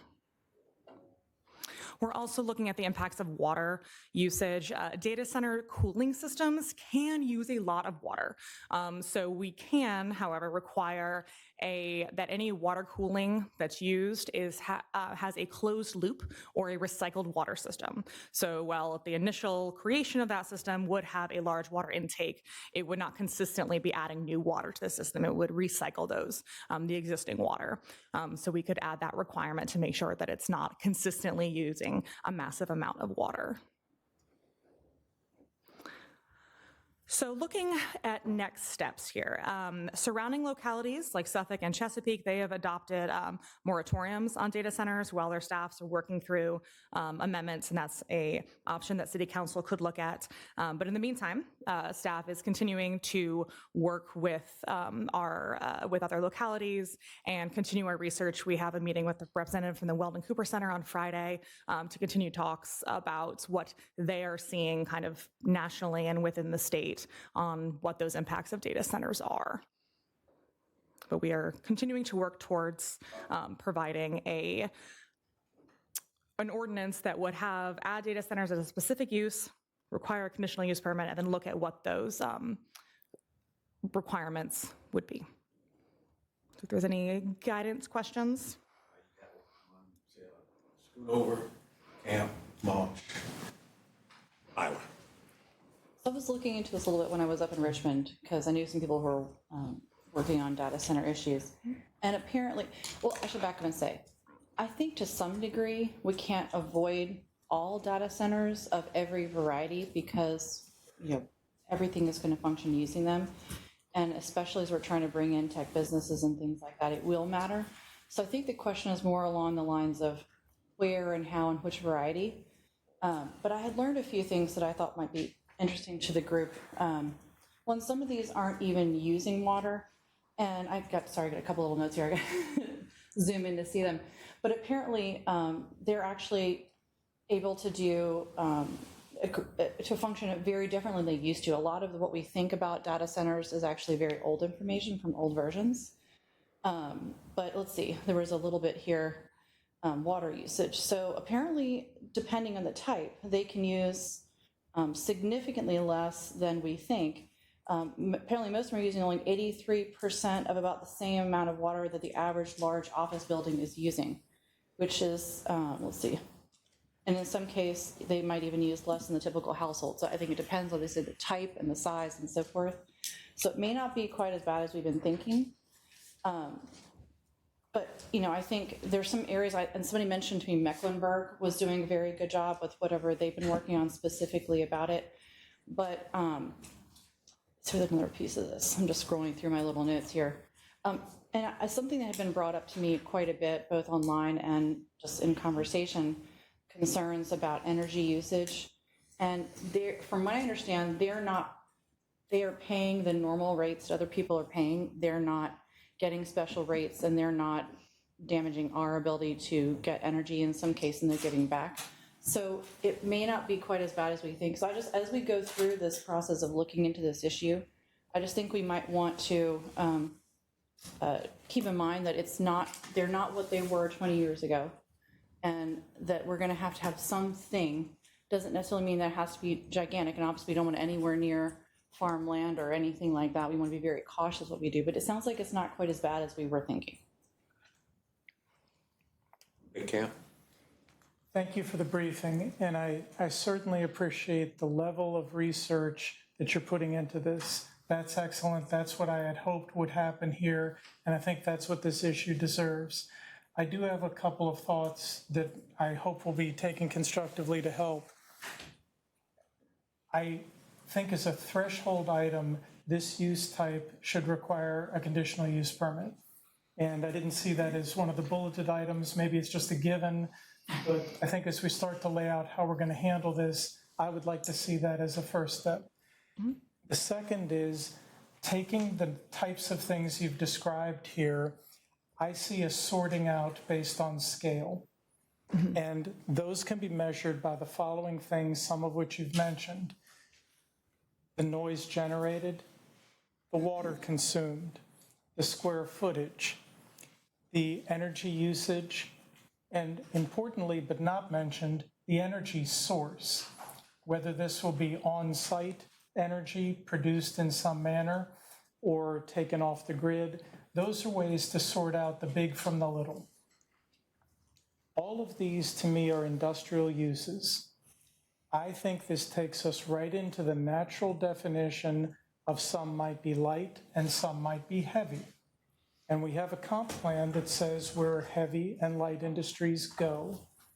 So if you follow through with what's already in the comp plan by first sorting them out by scale, saying they're industrial, and then which of the industrial definitions best fits, we already start to then get into place types and some of the things that then naturally the next question. Finally, you get to mitigation standards. If it is, let's say, a heavy industrial use and it's in a certain place type, then maybe certain setbacks or other things are appropriate. If it's a different model in a different place, then maybe other mitigation steps, or maybe it's not permitted at all. That's how I've organized it in my head in order to do this in a logical fashion that uses the documents we already have. In terms of working forward, I just have two comments.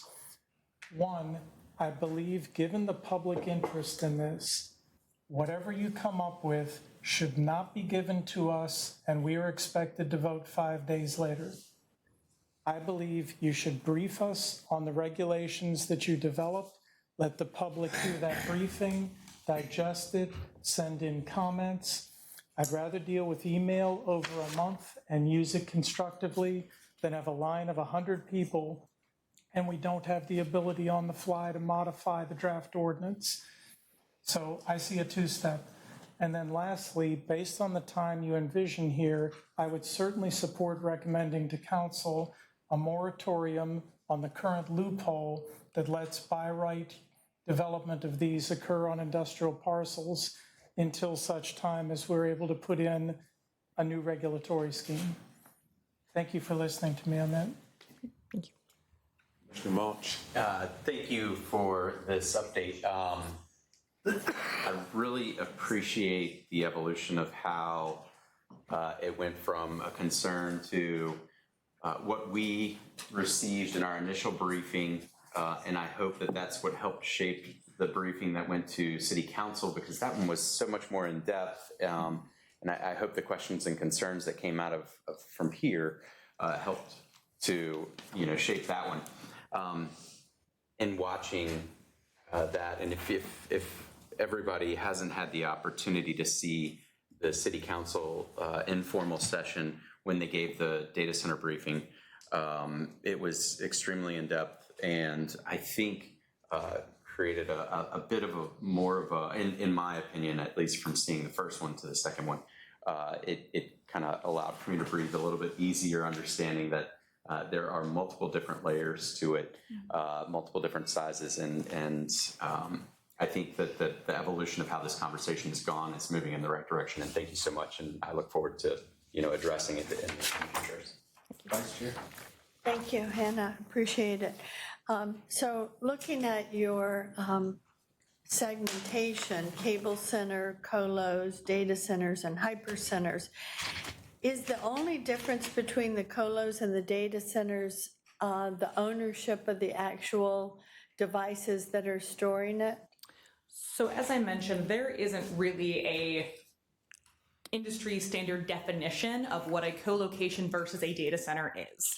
But basically, yes, a co-location is you have multiple users that are storing space within a facility. But there are a lot of locations that call themselves data centers or are considered data centers that also have space for other people to rent, for other users to rent space within their facility. So it's just the ownership? Yes. Is the same? Yes. The ownership, yeah. And where, if anywhere, does battery storage fall on this? Battery storage is separate from data centers. Battery storage is energy. There are, and one of the things that we did look at is, to Mr. Camp's comments, there are some data centers that have their own power source. So whether it's wind or solar, and when they have that, they will also have battery storage on site. So we want to make sure that we are addressing that as well. But we have battery storage as a use already in our ordinance with pretty hefty conditions associated with that. So we can easily make sure that those are applied here if there is a data center that has its own power source and battery storage associated with it. So that could be a use with a data center, but they're not always there. Okay. I really appreciate this, and I'm going to say what everybody knows. This is going to be a hot button for the citizens of Virginia Beach, and there are going to be a lot of passionate people, and we want to make sure that we're transparent in everything we do. Thank you. Commissioner Thornley? We're going to need a long hearing. Well into the night. So is there not an SIC code for this use? So the Department of Labor sets use codes for every type of light or heavy industrial use. Do we not have one for it? I'd have to check that. I would suggest that we have a site visit put together like we had for the battery storage facility in Richmond. We did it so as not to violate the meeting limitation. It was very useful to see it firsthand, that everybody was given the opportunity to do it. And so you don't have to make your own private accommodations. We hope everyone had the chances was formalized. I thought it was extremely useful and something that we should consider here. And it should be a large facility to give us a view of what it really has with regards to impacts. And I think we should try to plan that soon if at all possible. I had a couple of other questions for Hannah. You know, we are receiving the Atlantic data crossing. We're at that point. We also have Dominion's wind energy farm nearby. Does that make our area any more important or strategic with regards to these types of facilities? I'm asking it so you can find out. I'm not suggesting you would know off the top of your head, but I'm just wondering if that plays a role. We know in Northern Virginia, there are a number of these facilities. There are far fewer in this area.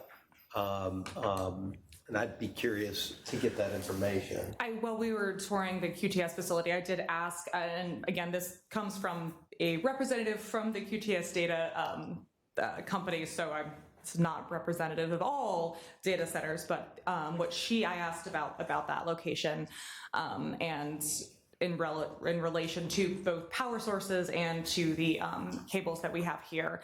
And what she referenced was that as customers are expecting higher data centers to be able to do more things like doing AI and things like that, that they are more accepting of the latency that could come from distance. So having these data centers kind of separate from the end user, or in this case, from those landing cables, knowing that these data centers would need bigger scale.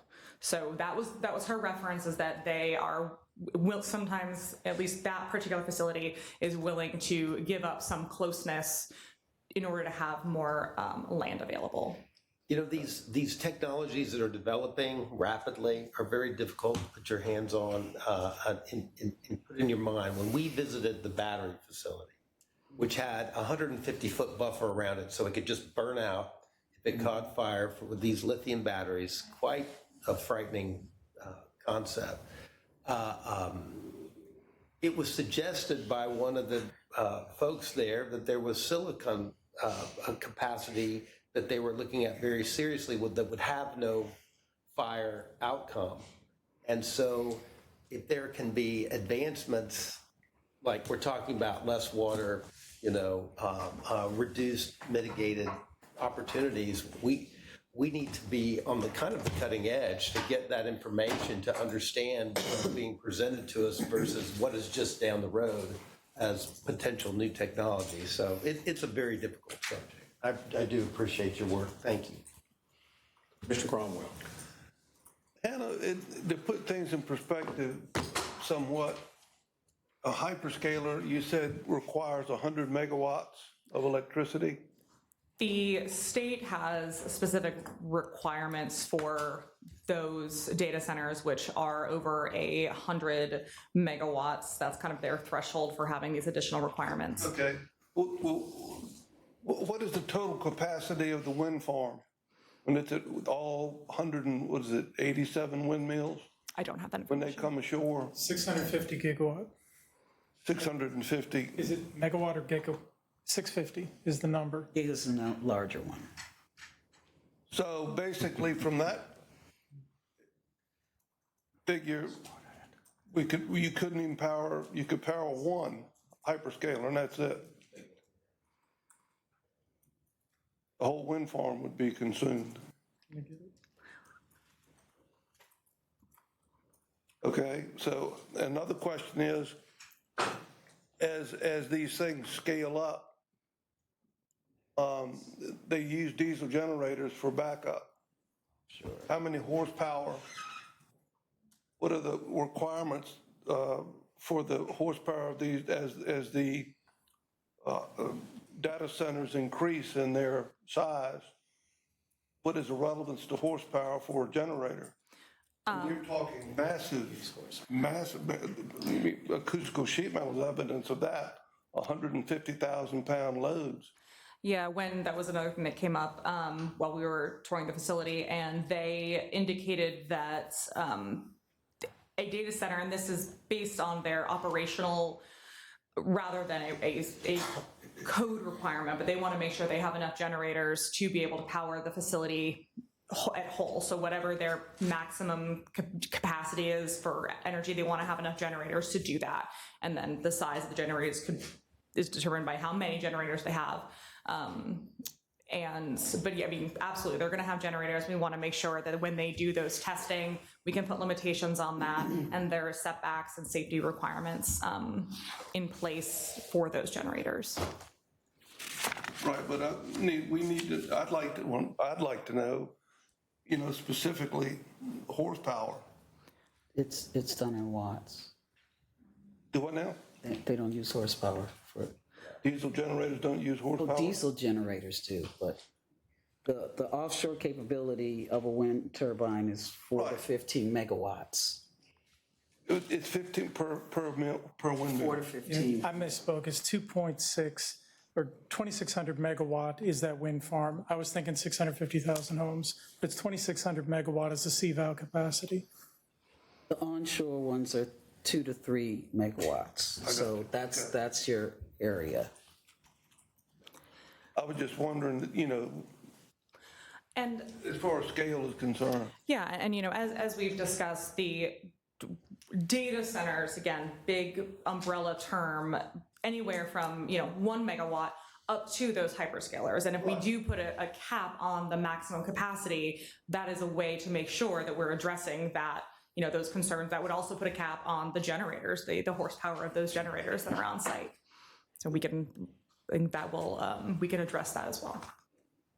I would just warn everyone that if you're getting this information from ChatGPT, I think it has an agenda here.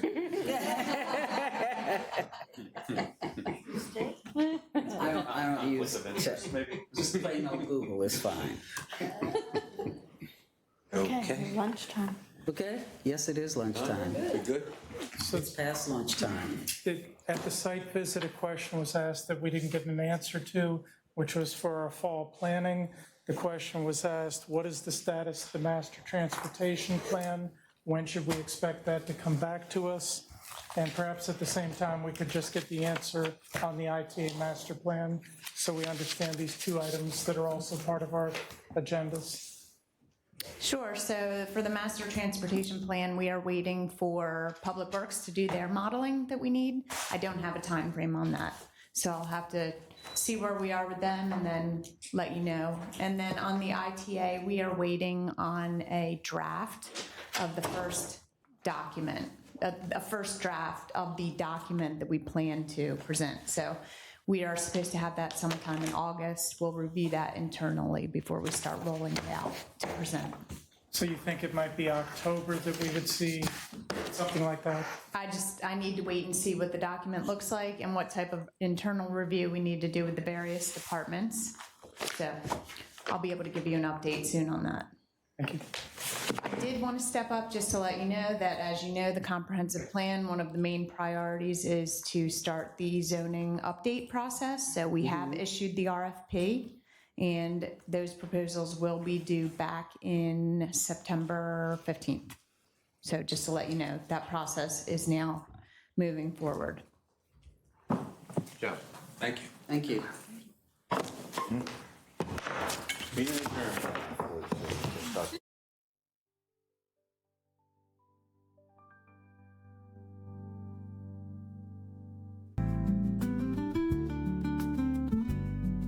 Call to order the August 12th Planning Commission public hearing.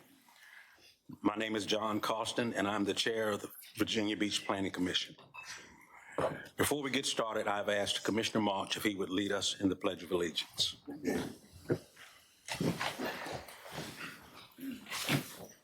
I pledge allegiance to the flag of the United States of America and to the republic for which it stands, one nation, under God, indivisible, with liberty and justice for all.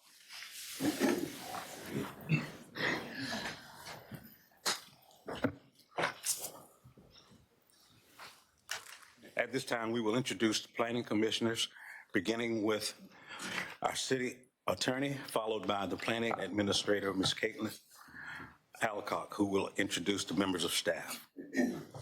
Tori Eisenberg, Deputy City Attorney. Michael Mach, I have the pleasure of serving the city as the at-large representative. Walter Camp, representing Kempsville. John Cromwell, District 2, Pungo and Blackwater. Good afternoon. Mike Anderson, District 3. Good afternoon, Catherine Byler, District 4, that includes Virginia Beach Town Center, Burton Station, and all the way up to the Norfolk border. John Costin, District 9. Ali Cuellar, District 8. Catherine Schoonover, District 5. Brian Plumley, beautiful District 6, from historic SeaTac to the north end of Virginia Beach. Susan Hippen, District 7, way on the other side of town. That's Centerville. That's part of Kempsville, not Green Run. Yeah, you know. Nina Morjani, District 10. Caitlin Alcock, Planning Administrator. Clerking to my left, we have Brittany Harrison and Grace Smith. In the audience, we have Planning Director Kathy Warren, Deputy Director Carrie Buchholt, Zoning Administrator Hannah Sabo. With our planning team, we have Marshall Coleman, Alexis Bailey, Ariana Lowe, Lane Harrington, and Kara McLean. Thank you very much. Madam Clerk, can you please describe the rules and order of business for today's meeting? Yes, Chair Costin. The Virginia Beach Planning Commission takes pride in being fair and courteous to all parties in attendance.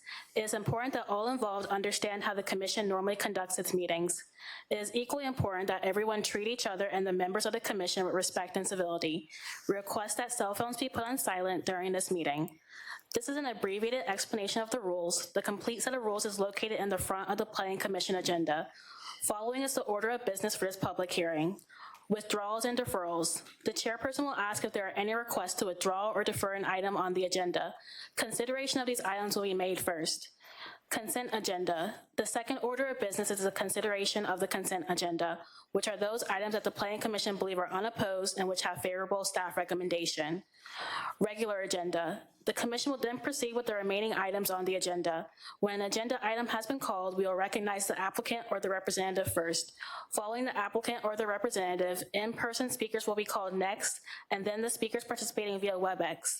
Speakers in support or opposition of an agenda item will have 3 minutes to speak per item, unless they are solely representing a large group such as a civic league or homeowners association, in which case they will have 10 minutes per item.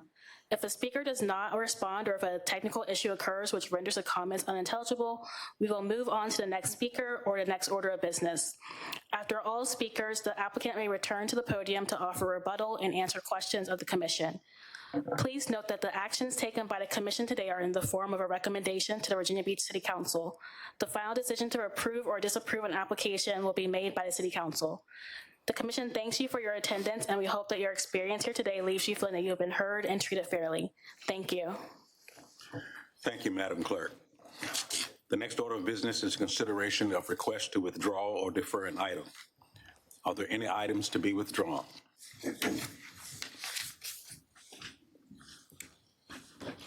Our next order of business is consideration of items to be deferred. Please come forward if you have an item to be deferred.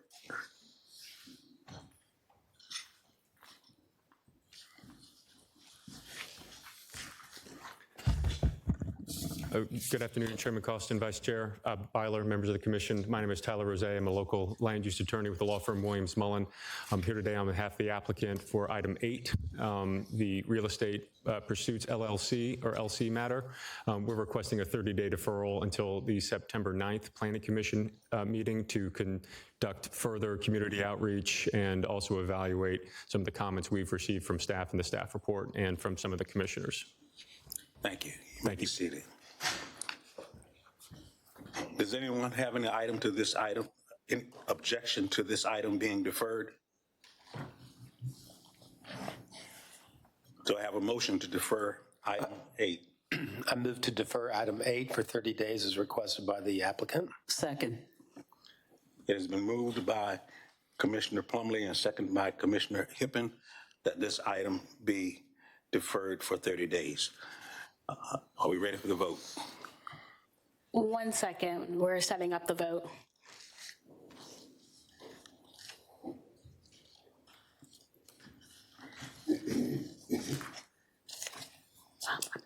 We're going to move to a verbal vote. Commissioner Mouch? Aye. Commissioner Camp? Aye.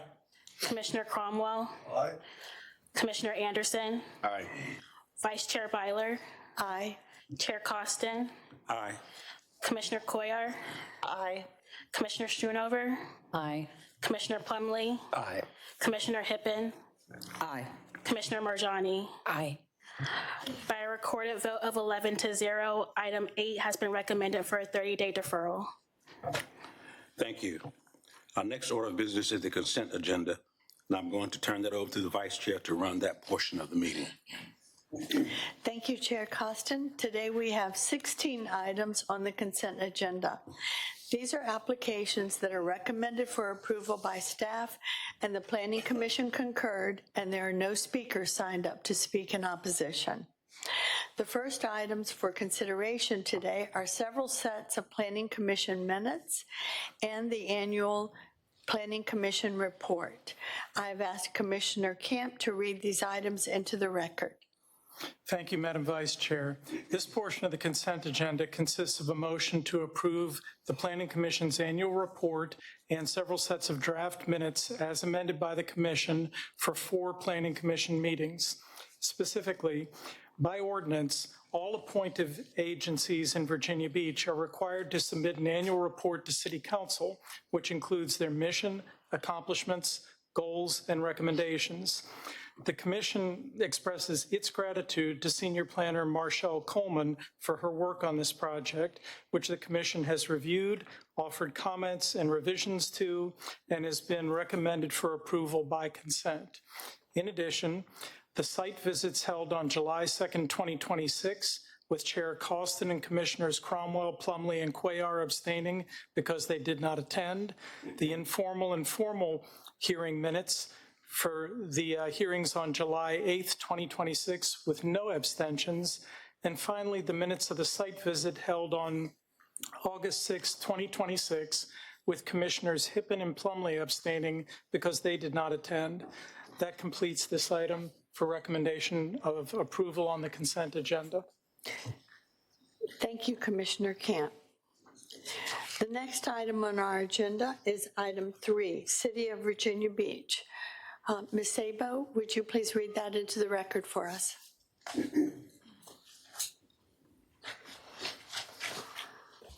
Item 3 is an ordinance to amend sections 2100 and 2102 and to add section 2107 to the city zoning ordinance pertaining to workforce housing. This amendment proposes to remove the locality restriction from the workforce housing ordinance and requires the property owner to enter into a compliance agreement with the city prior to the issuance of the first certificate of occupancy for any workforce housing unit for rent in a development approved pursuant to the workforce housing ordinance. As the ordinance is currently written, the requirements in the rental housing component of the city's workforce housing density bonus program conflict with the requirements of the federal and state programs, such as the low-income housing tax credit or LIHTC. These conflicts prevent developers from using such programs in conjunction with the city's workforce housing density bonus program. The amendment is in conjunction with an amendment that's going to City Council, and it's for Chapter 16 of the City Code. Staff does recommend approval. Thank you. You may be seated. Is there any opposition to this matter being included on the consent agenda? Thank you. The next item is agenda item 4, the Crawl Residential Incorporated. Is there a representative here today to speak on this?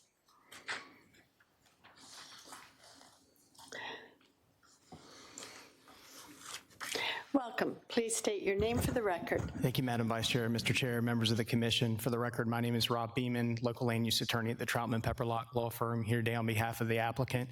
We've had a chance to read the conditions. They're acceptable, and we certainly appreciate being on the consent agenda. Thank you. Thank you. You may be seated. Is there any opposition to this item being placed on the consent agenda? Hearing none, I have asked Commissioner Cromwell to read it into the record. This application is located at 2540 Entrada Drive.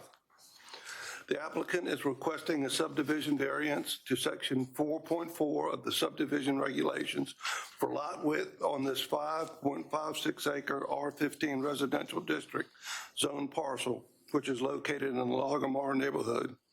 The subdivision plat for Lagomar Section 1 was recorded in 1968 in map book 76, page 13.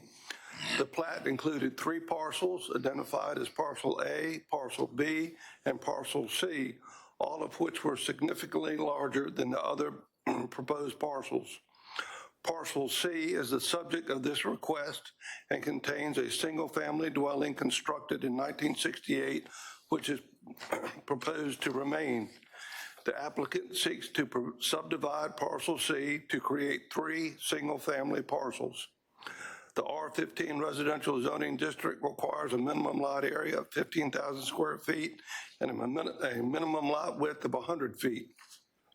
While proposed lot C1 and C2 will meet all dimensional requirements of the R15 residential zoning district, proposed lot C will be deficient in lot width with a proposed width of 24.41 feet.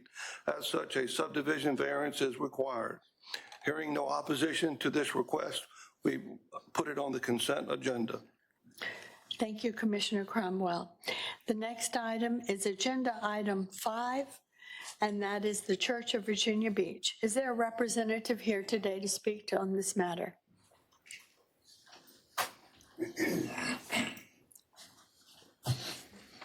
Welcome, sir. Please state your name for the record. Yes, I'm Paul Neeson, and I'm a minister with the Church in Virginia Beach. Welcome. Are the conditions acceptable to you? Yes, very acceptable. Thank you. You may be seated. Thank you. Is there any opposition to this item being placed on the consent agenda? Hearing none, I have asked Commissioner Camp to read it into the record. Thank you, Madam Vice Chair. The church in Virginia Beach is seeking modification of conditions for religious use for property located at 5263 Greenwich Road. The applicant is requesting a modification of conditions to a conditional use permit to modify the site layout and building elevations on this 1.59 acre O2 Office District zoned parcel. On October 7th, 2025, a conditional use permit for religious use was granted on this property to construct a 10,500 square foot church with a 200-foot sanctuary.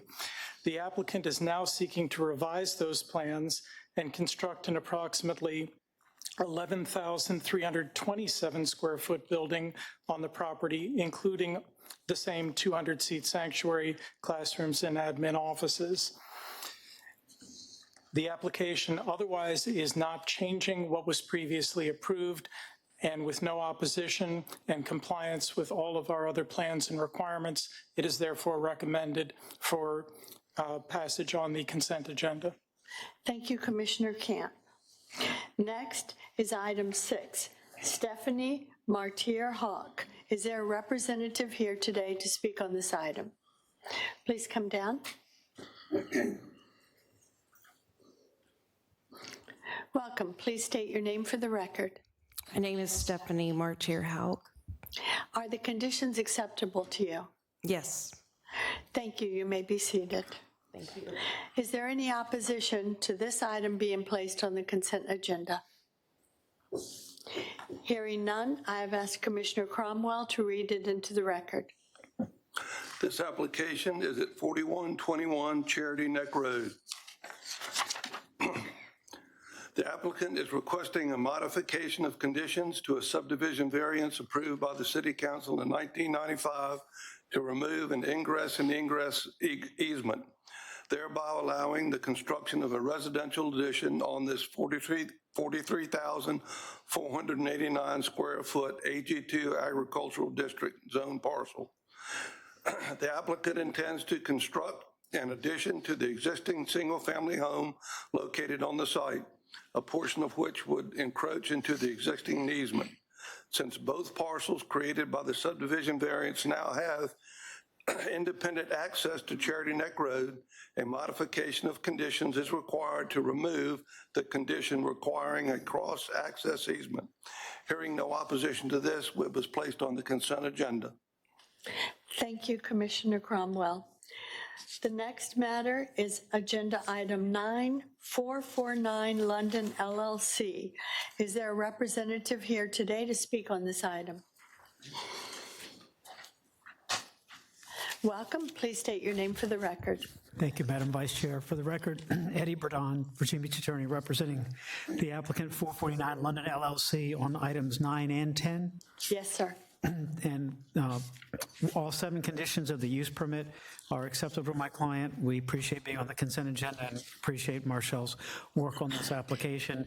And it's based on the landscaping plan that's in this package, not the one that you had on the board this morning. Right. Thank you so much. You may be seated. Is there any opposition to this matter being added to the consent agenda? Hearing none, I've asked Commissioner Anderson to read it into the record. Thank you. This is for agenda item 9 and 10, located at 2548 Potters Road.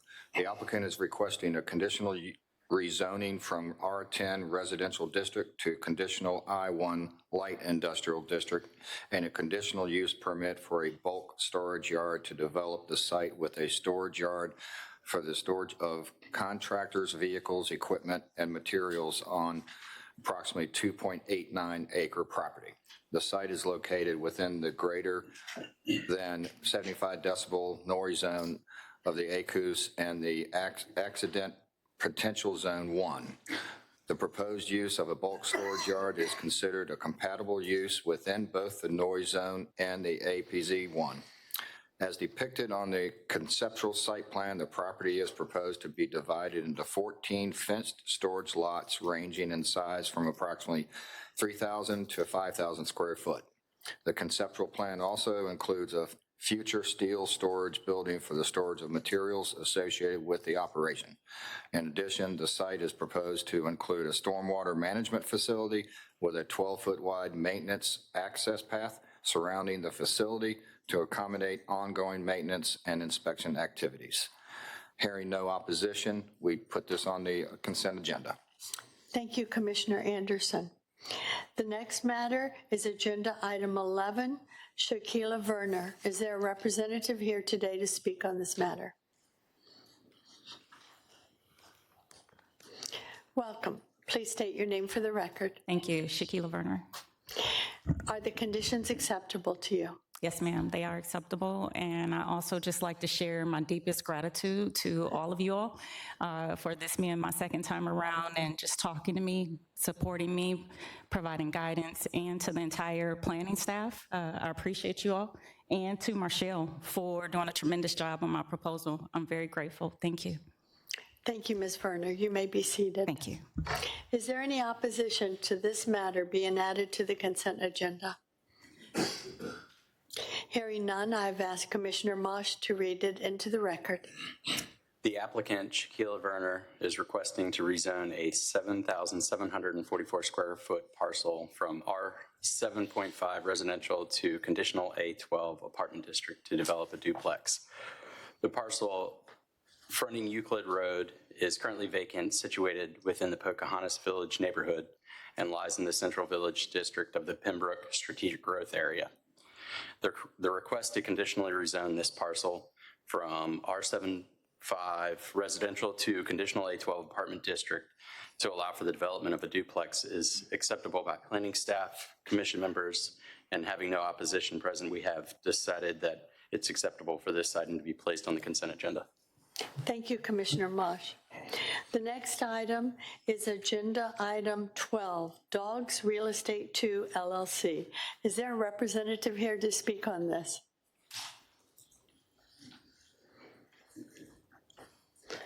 Welcome. Please state your name for the record. Good afternoon. My name is Delphine Carnes.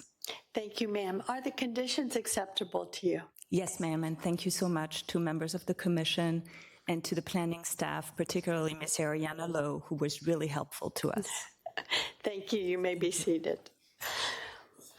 Is there any opposition to this matter being added to the consent agenda? Hearing none, I've asked Commissioner Cromwell to read it into the record. This application is located at 1652 Flanagan's Lane.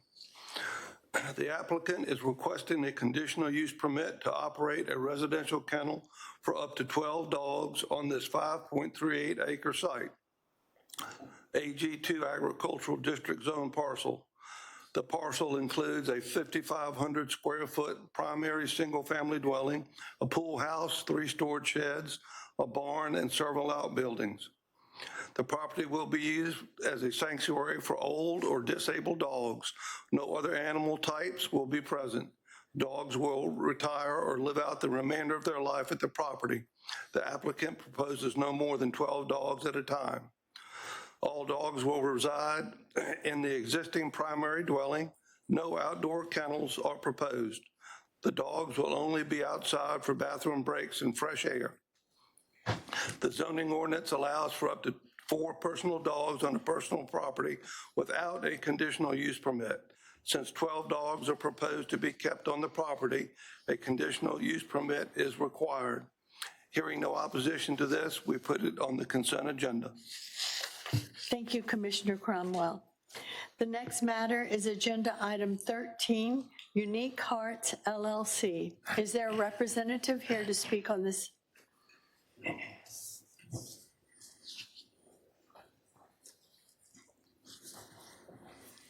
Welcome, ma'am. Please state your name for the record. Kayla Deal. Thank you, Ms. Deal. Are the conditions acceptable to you? Yes. Thank you. You may be seated. Thank you. Is there any opposition to this being added to the consent agenda? Hearing none, I have asked Commissioner Anderson to read it into the record.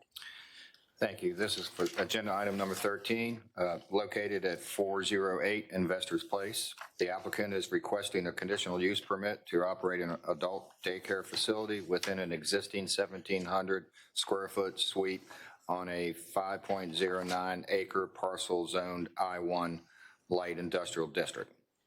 The proposed facility will operate within an existing one-story building designed for office and business uses. The adult daycare will function solely within Suite 107. No building modifications are proposed with this request. With hearing no opposition, we put this on the consent agenda. Thank you, Commissioner Anderson. The next matter is agenda item 14, Casa de Nuevos. Oh, I'm sorry. I'm going to make a mess of this. I'm not bilingual. Is there a representative here to speak on this? Thank you, ma'am. Please state your name for the record and also the name of the applicant to correct my poor pronunciation. Casas de Nuevos Comienzos. My name is Cruzcadia Garcia. Thank you. Are the conditions acceptable to you? Yes. You may be seated.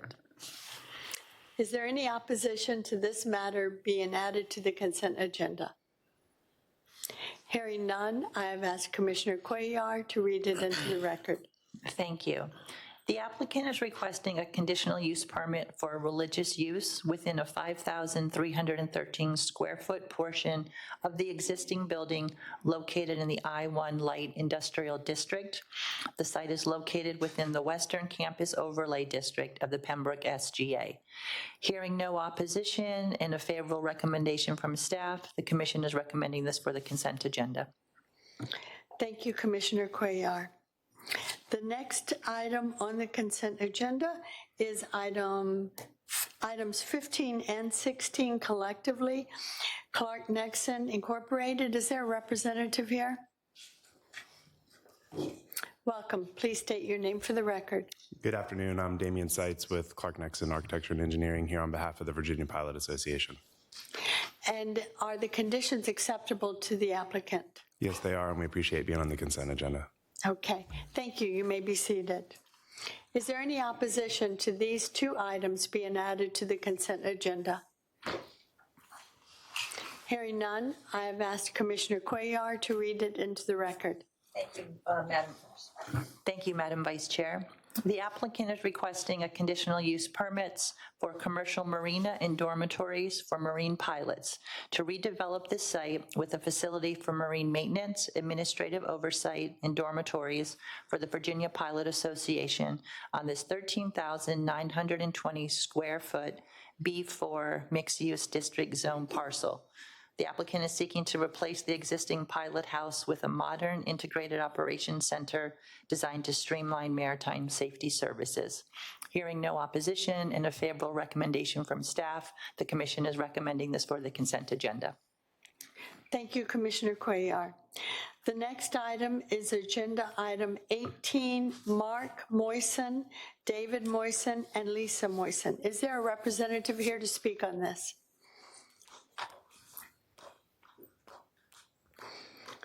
Welcome. Please state your name for the record. Lisa Moisen. Thank you. And are the conditions acceptable? Yes. Thank you. You may be Thank you seated. to the short-term rental department for being so helpful all the time. Thank you. Thank you. Is there any opposition to this item being added to the consent agenda? Hearing none, I've asked Commissioner Plumlee to read it into the record. This is an application by Mark Moisen, David Moisen, Lisa Moisen, at the address 304 28th Street, Unit 105, for short-term rental conditional use permit.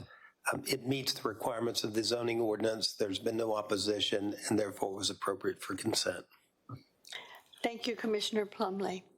The next matter is agenda item 19, Raymond Lee Smith and Kristen June Galladay. Is there a representative here to speak on this?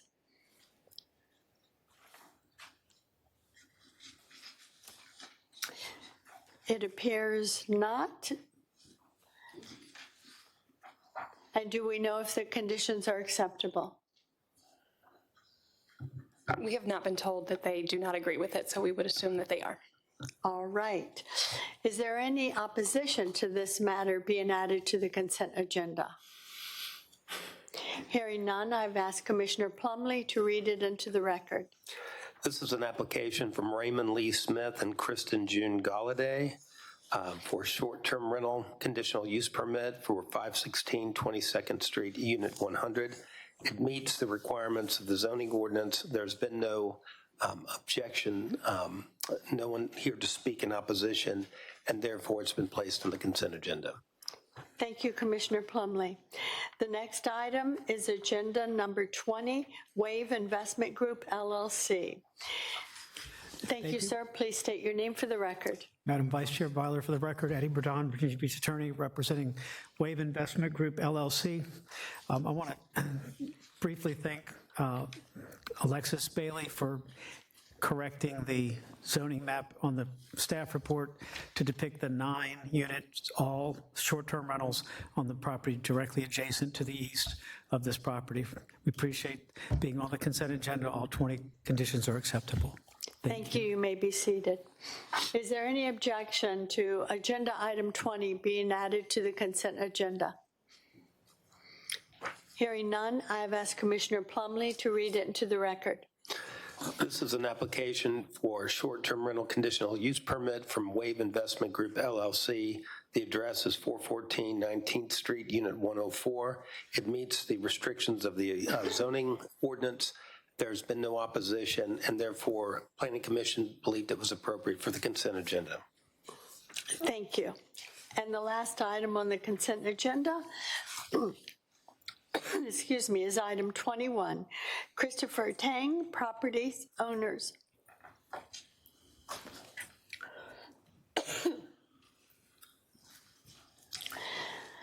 Welcome, sir. Please state your name for the record. Christopher Tang. Are the conditions acceptable to you? Yes, ma'am. Thank you. You may be seated. Thank you. Is there any opposition to this item being added to the consent agenda? Hearing none, I've asked the Commissioner for District 6, Commissioner Plumlee, to read it into the record. This is an application for short-term rental conditional use permit by Christopher Tang for 415 20th Street. It meets the requirements of the zoning ordinance. There is no opposition, and therefore the Planning Commission believed it appropriate for consent. Thank you. Chair Costin, that was the last item on the consent agenda. The Planning Commission places the following applications on the consent agenda: the reading of the minutes and the annual report, and agenda items 3, 4, 5, 6, 9, 10, 11, 12, 13, 14, 15, 16, 18, 19, 20, and 21. Thank you. Do I have a motion to approve these items as read by the Vice Chair? So moved. Second. Who was that made? It's been moved by Commissioner Schoonover and seconded by Commissioner March. Are we ready for the vote? The vote is open.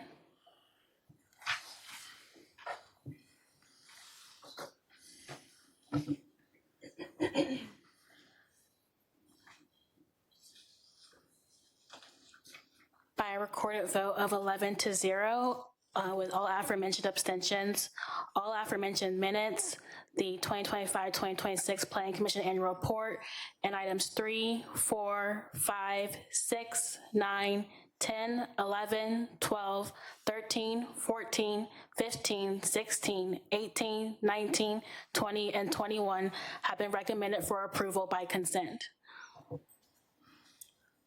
Thank you. If you had an application that was on the consent agenda, your request will be now scheduled for an upcoming City Council meeting. Staff will contact you about the date. For those applicants on the consent agenda, thank you for your participation, and you may remain in the meeting either virtually or in person, but you're free to leave. The next order of business is a regular agenda. The regular agenda will proceed as follows. The applicant will be given up to 10 minutes to present their item. We will then hear from speakers in support and opposition. The applicant may then return to the podium for up to 3 minutes for rebuttal. and then answer any questions from the commissioners. Madam Clerk, we're ready for the first item. Our first items are items 1 and 2, City of Virginia Beach.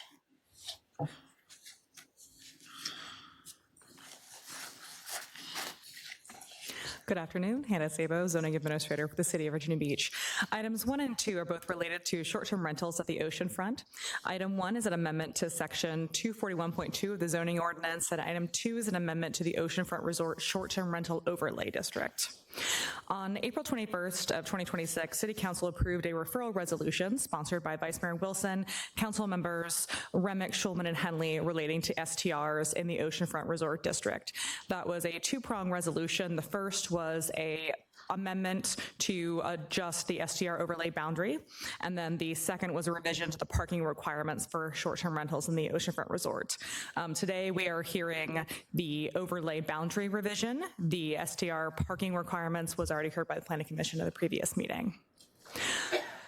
Legally operating short-term rentals that are mapped out of the overlay would become grandfathered, and they would be permitted to continue to use their STR under the conditions of their conditional use permit, with the exception that grandfathered STRs cannot expand the footprint of the dwelling beyond 25% or 1,000 square feet, whichever is less. And if they are not used as an STR for a period of 2 years, they would lose their grandfather designation. If this ordinance is approved, any STR operating illegally outside of the new boundary would no longer be able to apply for a conditional use permit. The updated STR overlay map proposed as part of the resolution is shown here. The portion in purple would be removed. During the July 8th, 2026 Planning Commission meeting, an alternative map was presented, and this map is Alternative A. That keeps the portion of the Vibe District within the STR overlay, along with the block to the north of 17th Street and half block to the south of 17th Street. We can zoom into the area that shows the difference between the two maps. If you toggle between the two, you can see Alternative A keeps a portion of the Vibe District and that portion around 17th Street.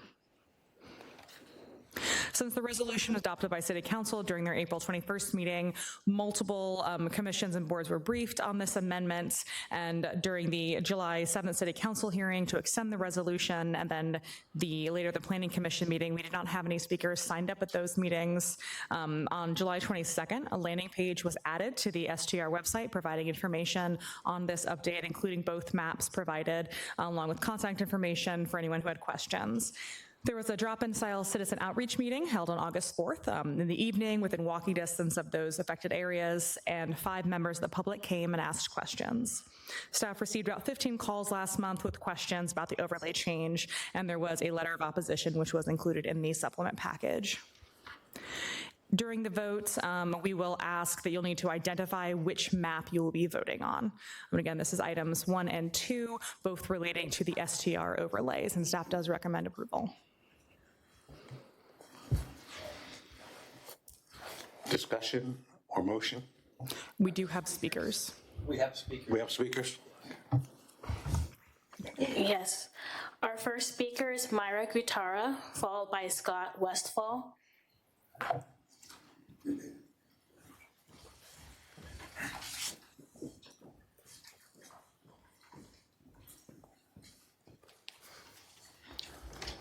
Please state your name for the record. My name is Mayra Garcia Gutara, owner of Beach Vibe Estates LLC in the Vibe District. Good evening, members of the Virginia Beach City Council, fellow Virginia Beach residents and constituents. My name is Mayra Garcia. I am an Old Dominion University graduate, was accepted into the Flex MBA program at College William & Mary, and have lived in Virginia Beach area for nearly 2 decades, and have been an entrepreneur in our community for more than 10 years. Virginia Beach is not simply where I conduct business, it's where I built my life. My journey in real estate began when I was 19 years old in college. I purchased my first property in Drift Eye condominiums here in Virginia Beach. Since then, I have worked hard to raise a family, build businesses, invest in real estate, and participate in the community that I chose to call home. Over those years, I've also learned the privilege and responsibility that comes with owning property near the water. Today, after years of work and investment, I own property near Virginia Beach oceanfront. I have watched this area grow, change, and become increasingly valuable. I took my time getting here. I saved money, weighed my options carefully, and made deliberate decisions about where to invest. When I finally purchased this property, I specifically chose an area where short-term rental use was permitted because that opportunity was an important part of my decision and my financial planning. To learn that an even year later that the parameters and boundaries that may change is deeply discouraging. For owners like me who rely on the rules that were placed when we made our investments, that simply does not feel fair. That is why I'm deeply concerned about the proposed changes that could further restrict or reduce the areas where short-term rentals and similar uses are permitted. When the city changes an establishment map or land use expectation, that decision does not come in a vacuum. It affects real people who purchase property, borrow money, renovate buildings, pay taxes, and made long-term plans based on those rules and opportunities that existed when they invested. Virginia Beach real estate has become increasingly expensive and competitive. As a new investment continues to enter our city, it becomes harder for the ordinary local resident and a small business owner to acquire property and participate in the economic growth of the oceanfront. I respectfully ask Council to distinguish between future speculative development and existing property owners who rely on the good faith on the city's prior zoning, maps, and regulations when making substantial investments. Properties that were lawfully eligible for short-term rental use or that were acquired and developed in reasonable reliance upon the eligibility deserve serious consideration for grandfathering status, vested protection, and especially designated overlay or map. I also ask Council to consider the people who have spent years, in many cases decades, paying taxes here, raising families here, creating jobs here, purchasing properties here, and contributing to this community. This is not an argument against progress. It is an argument that progress should not come at an unnecessary expense of the people who helped build and invest in Virginia Beach before the growth arrived. On January 1st, 1963, Princess Anne County and the former city of Virginia Beach came together to form the unified city of Virginia Beach that we know today. Our history reminds us that the future of the city has always required balancing different communities, neighborhoods, businesses, residents, and generations under one municipal government. More than 60 years later, we should continue making major decisions with the understanding that we are one Virginia Beach. I therefore respectfully ask this Council to consider the proposed boundaries and examine alternatives that protect existing property owners, recognize legitimate investment-backed expectations, and preserve opportunities for the long-term Virginia Beach resident and locally established businesses. Please consider grandfathering qualifying properties in process status, establishing an appropriate overlay or specific district, develop another lawful mechanism that allows existing local property owners to continue participating responsibly in the Virginia Beach tourism economy. I have watched Virginia Beach grow for nearly 2 decades. I have raised my family here. I educated myself here. I built my business here. I invested here. I paid taxes here. I have repeatedly chosen to continue calling Virginia Beach my home. Thank you. Do we have any questions for our speaker? Commissioner Plumlee? Thank you very much for your well-considered comments. I appreciate it. Let me make sure I understand your particular circumstance. Are you saying that you have an application before us right now for a conditional use permit for short-term rental? I just want to get to the heart of it. Okay. And it's in the, what would be a purple area in either one of these maps? It's on the borderline. And my hearing comes next month, and I was told that I was in the middle of everything, so I have to speak up. So you have an application that's pending, it's already been submitted? Correct. Okay. Any other general comments that you have regarding your opposition? I think I understand your personal circumstance. Yes. But you understand the city has a right to determine the areas where there would be short-term rental. Correct. How long ago did you purchase your building? Over a year ago. Okay. All right. Thank you very much. Thank you. Any other questions, comments? I have a question for staff. Because her application is in process, is she grandfather? Is she part of the grandfather portion?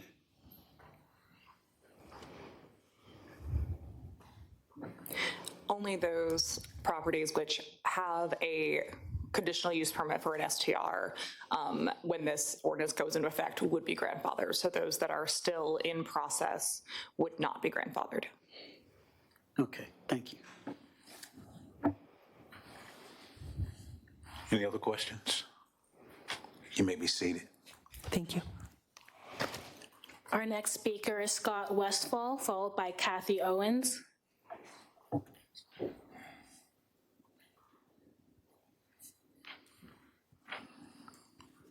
Hi, my name is Scott Westfall. Good afternoon, members of the Planning Commission. Again, my name is Scott Westfall. I have lived in Virginia Beach since 2010. I've been a licensed real estate broker here for the last 11 years. And I've really worked in the local real estate industry since 2011. I got my start in the industry managing vacation rentals from Croatan to Old Beach to the North End, many of which had been weekly vacation rentals dating back to the 1960s. I've had a front seat to watch the industry grow from vacation rentals to what we know as short-term rentals today.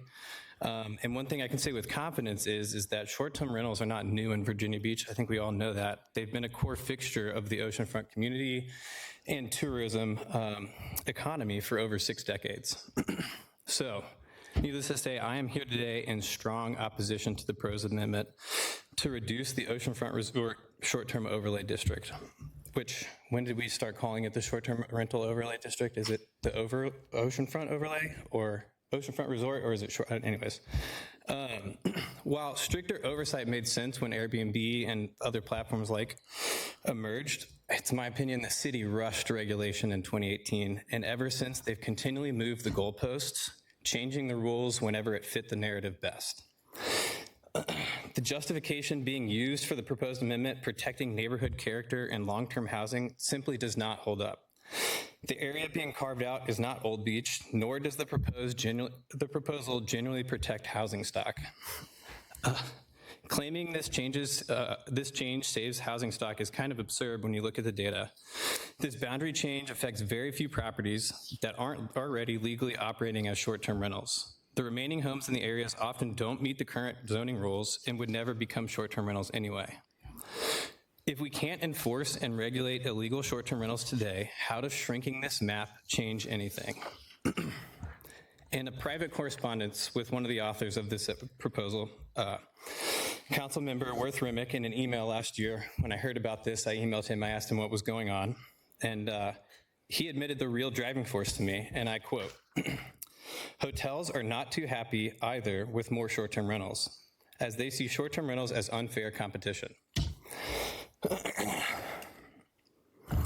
It's deeply troubling to see public policy leveraged to protect well-funded hotel and corporate interest at the expense of local property owners, who played by the rules, secured conditional use permits, and jumped through every hoop required. Instead of constantly restricting property owners and shutting out new ones, why are we not focused on enforcing the rules already on the books? I appreciate that all the properties that are have a conditional use permit will be grandfathered in. I think that is sensible. And so, if you do feel compelled to vote for this change, I strongly urge you to adopt the least restrictive alternative map. Specifically, the Vibe Creative District must remain inside the oceanfront resort overlay. It really does not make sense to move that out of it. I don't understand what we're defining as oceanfront resort anymore. It's where a lot of the tourism comes to. Also, where the wave pool is, that doesn't make sense to me either, but neither here nor there. I respect that the city can zone it how they'd like. Furthermore, I ask that if you are supporting Amendment 2, that you would expand the grandfather protections so that law-abiding property owners aren't stripped of their investments. Ultimately, I'm asking you to please don't penalize local residents to shield corporate interest. Thank you. Do we have any questions? Commissioner Camp? Yes, sir. Thank you for coming before us today and offering us your thoughts and opinions on this. You were speaking fast, and so I don't want to misstate what I think I heard. Help me out. I believe I heard you made a statement that this ordinance would not protect the housing stock in that area, or that short-term rentals weren't affecting the housing stock. Could you say that again more slowly and help me understand what you're saying? Yeah, I appreciate you. Yes, I was nervous and talking fast. Yes, I think if we look at the map, the number of properties within the purple area right now that are either not operating as a short-term rental are very few. So if the argument is that we are protecting housing stock for people who want to live here for 12 years, there's a larger chunk of this green zone with more housing in it than where we are looking at right now. And so I think if you, I don't have the data. I would love if the planning staff knew how many actual properties are within the purple map, and then how many of those could actually be short-term rentals under the current zoning ordinance. I would suspect it's very, very few. And the ones that are legally operating or are available based on the current ordinances are already operating legally that way. Okay, thank you for clarifying your statement. Does that make sense? I'm not going to agree or disagree with you. Did it make sense? Yeah, I understood, I think, what you were trying to tell us. So thank you, sir. Any other questions? Thank you, sir. You may be seated. Our next speaker is Kathy Owens via WebEx, followed by Adarsh Jain.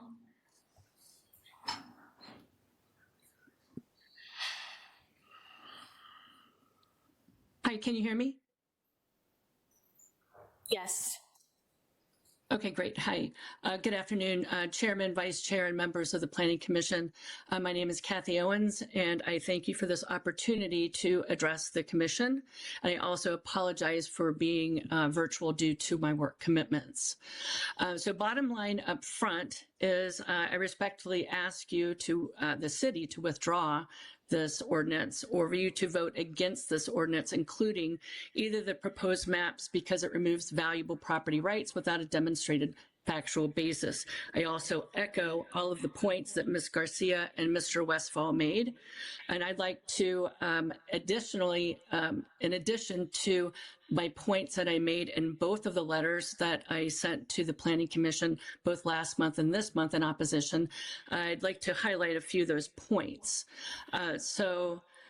You've heard some of my concerns, and both in my letters and at the August 4th meeting, and from these other opponents to this ordinance, but we did not see those reflected in the staff report. That's a concern. Also, that in the staff report for this agenda, I do not see a recommendation from staff. I did hear verbal, the staff verbally say that they approved recommendation, but I did not see that in the agenda writing. Secondly, at the open house, the staff stated that their outreach at the Civic League meetings, that residents had stated that the neighborhood had become saturated with short-term rentals. When asked what saturated means, there was no answer and an objective definition, or to identify what number or percentage of short-term rentals would be appropriate for Virginia Beach's premier tourism district. What was also noteworthy was that there are properties in this overlay district that are not within boundaries of any neighboring civic league because it's a tourist zone. So given that the affected property owners don't have an organized association representing their interests, it's even more important that the city conduct meaningful outreach directly to those property owners before recommending permanent changes to their property rights. Planning decisions should be based on measurable standards, not objective opinions. I would also point out that about 60% of the area proposed to be removed in the overlay is city-owned property, including the convention center, the sports center, and municipal parking lots. I would support removing those public parcels. And finally, the short-term rental enforcement task force recommended improving enforcement, not reducing overlay boundaries. Before removing established property rights, the city should demonstrate that existing regulations are being effectively enforced and that objective evidence supports this proposal.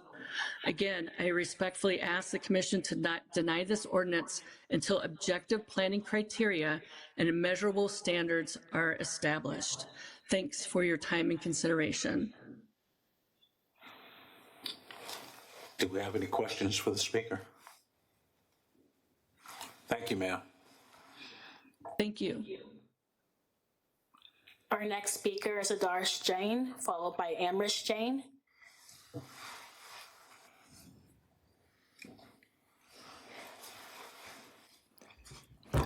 Good afternoon, members of the Planning Commission.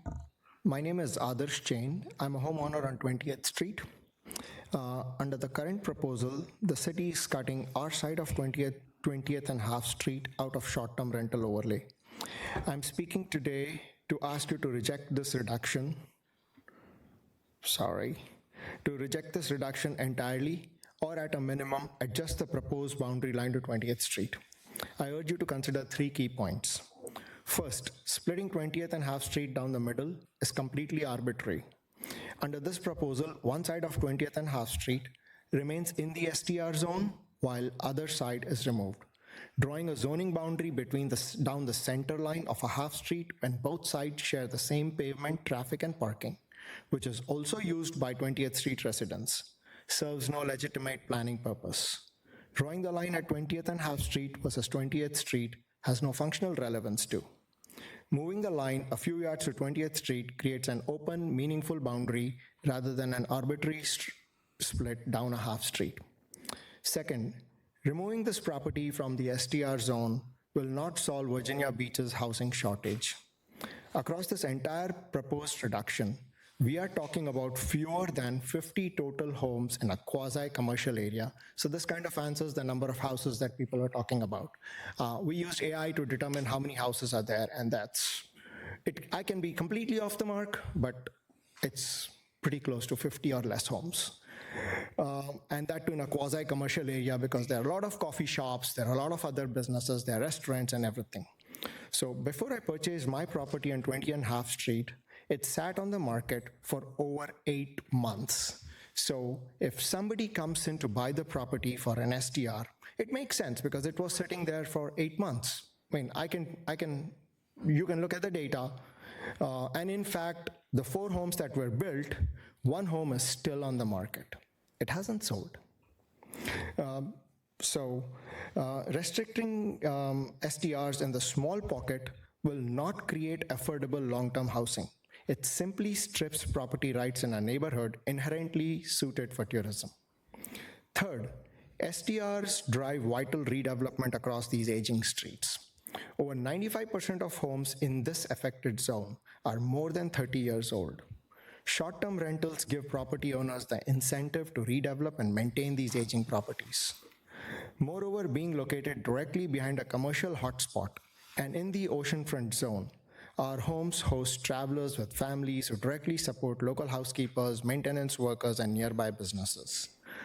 In conclusion, splitting 20th and Half Street down the middle creates an illogical boundary that solves 0 parking, traffic, or housing issues. I respectfully ask you to vote against shrinking the STR overlay in its entirety, or at a minimum, adjust the proposed boundary line to 20th Street. Thank you so much for hearing me out. Do you have any questions for? Thank you, sir. You may be seated. Sure. Thank you. Our next speaker is Amrish Jain, followed by Mike Lancaster.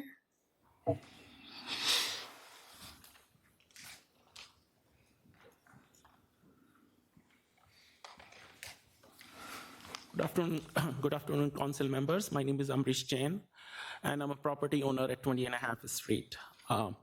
So my property will be cut down from the STR overlay, either of the proposals. I'd like to request you to vote against this proposal today, and I'd like to bring some points to your attention.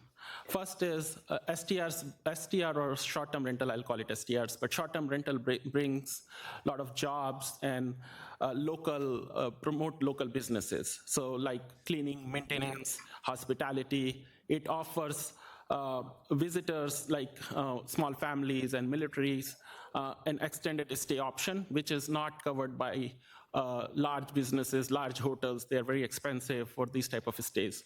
So cutting this boundary affects the small businesses, the STRs, and in fact helps big businesses, the big hotels, which is contrary to like Virginia Beach and other government to promote small businesses. The second is enforcement versus zoning. I think earlier speaker also said that we should enforce the existing laws. If the problem is nuisance and complaints, noise, parking, trash, I think laws are already there to enforce. Just rezoning it won't solve that problem. We have to solve the problem where the problem is. The third is, I think during the July 8th meeting or 7th meeting, Commissioner noted that the reduction is aimed at preserving housing stock for future growth for Central Beach District. I'd like to understand like what kind of analysis is being done, especially for 20.5 Street, because part of one side of 20.5 Street is kept in updated proposal, but other half is being cut. So I'd like to understand, is there like, this is incidentally swept in the proposed cut, or parcel level justification has been done about the density, about how many short-term rentals versus actual properties are there. And in closing, I'd like to again reiterate that please consider these points and reject this proposal today. Thank you. Commissioner Camp? Yes, sir. Thank you for coming down and speaking with us today. Would you please clarify, do you own a property in this area that is proposed to be taken out of the boundary? Yes, sir. And is that operating under as an STR now? No, sir. So it is something you would like to do? Yes, sir. Do you have an application in currently? We had an application. That application was rejected. We like to, go next year again. All right. Thank you so much. Thank you. Any other questions? Okay, you may be seated. Thank you. Our final speaker is Mike Lancaster.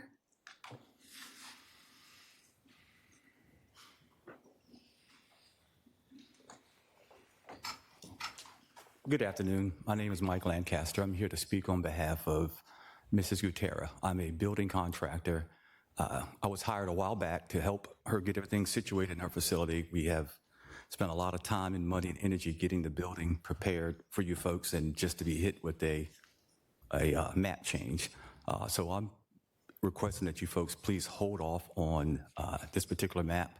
I grew up in the area. The first time I got a haircut was literally right around the corner from where this particular building is.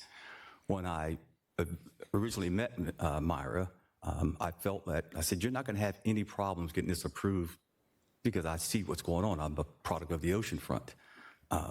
So I'm really just asking you folks to please just kind of hold back on that map.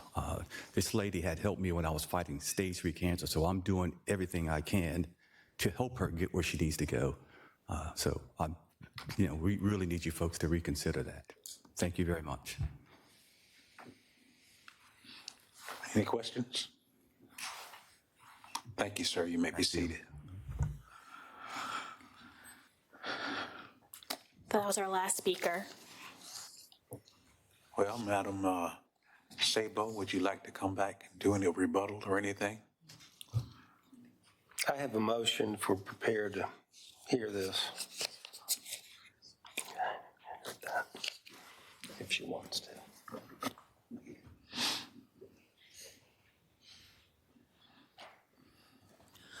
I'll just add that there are 223 affected parcels within that resolution map, all of which were sent notices during prior to the original Planning Commission meeting where it was deferred, and then prior to this meeting. Thank you. May I ask a question of the staff? Yes, ma'am. Yes, By your leave, Commissioner. Commissioner, okay, go ahead. Several of the speakers raised the issue of enforcement. Would you care to state on the record your progress on enforcement in this area? Yes, absolutely. Thank you so much for that opportunity. Our short-term rental team has been doing a lot of good work out in that area. Let me pull up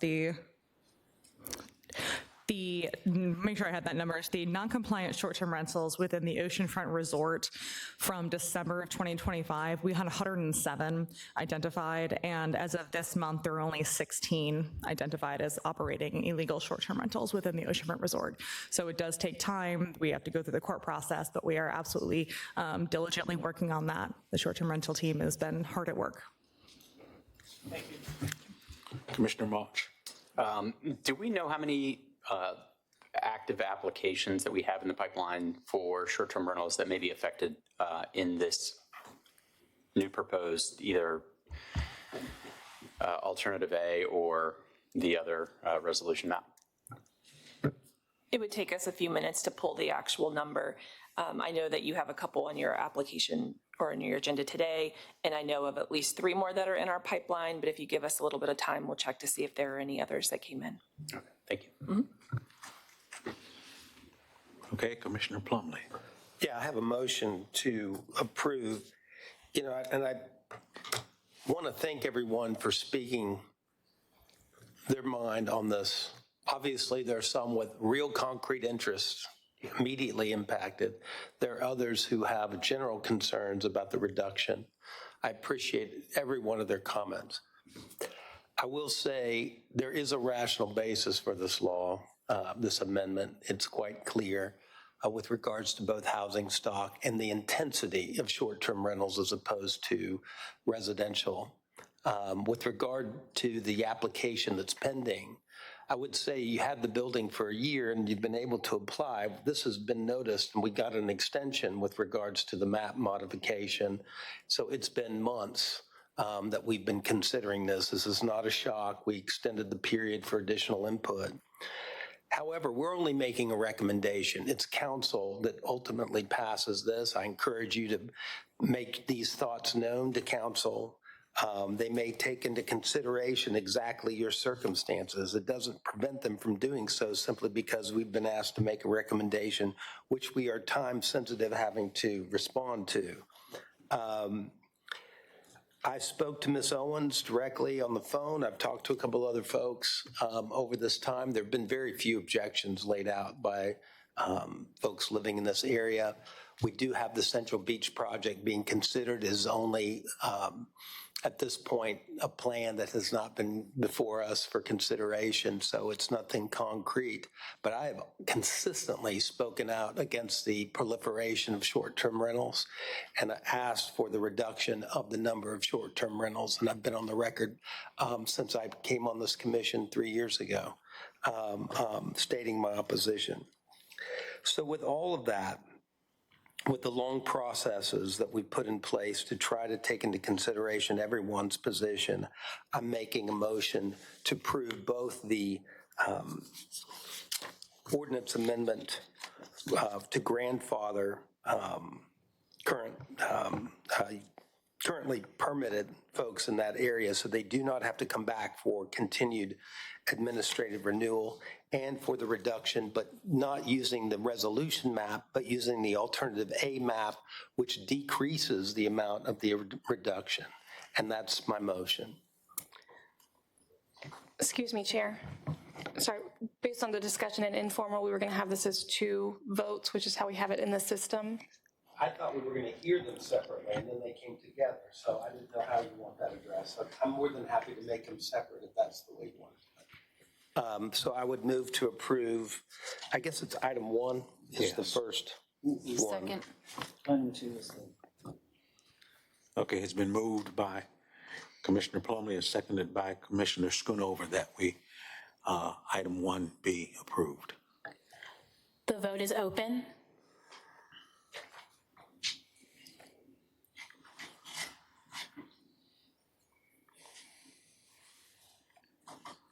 Commissioner Moss, your vote?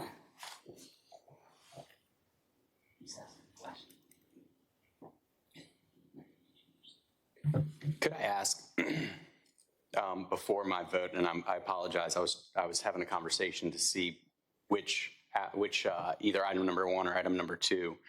I would like to ask if there could be a transition rule put in place so that any active applications can be viewed as a prior to, just to make sure that the people who had intentions prior to anything being passed through further would be able to be looked at as if the rules were in place after their application is heard. And is that part of item 1? And that's what I was getting because clarity. that's what we're considering. Yes, that's item 1, please.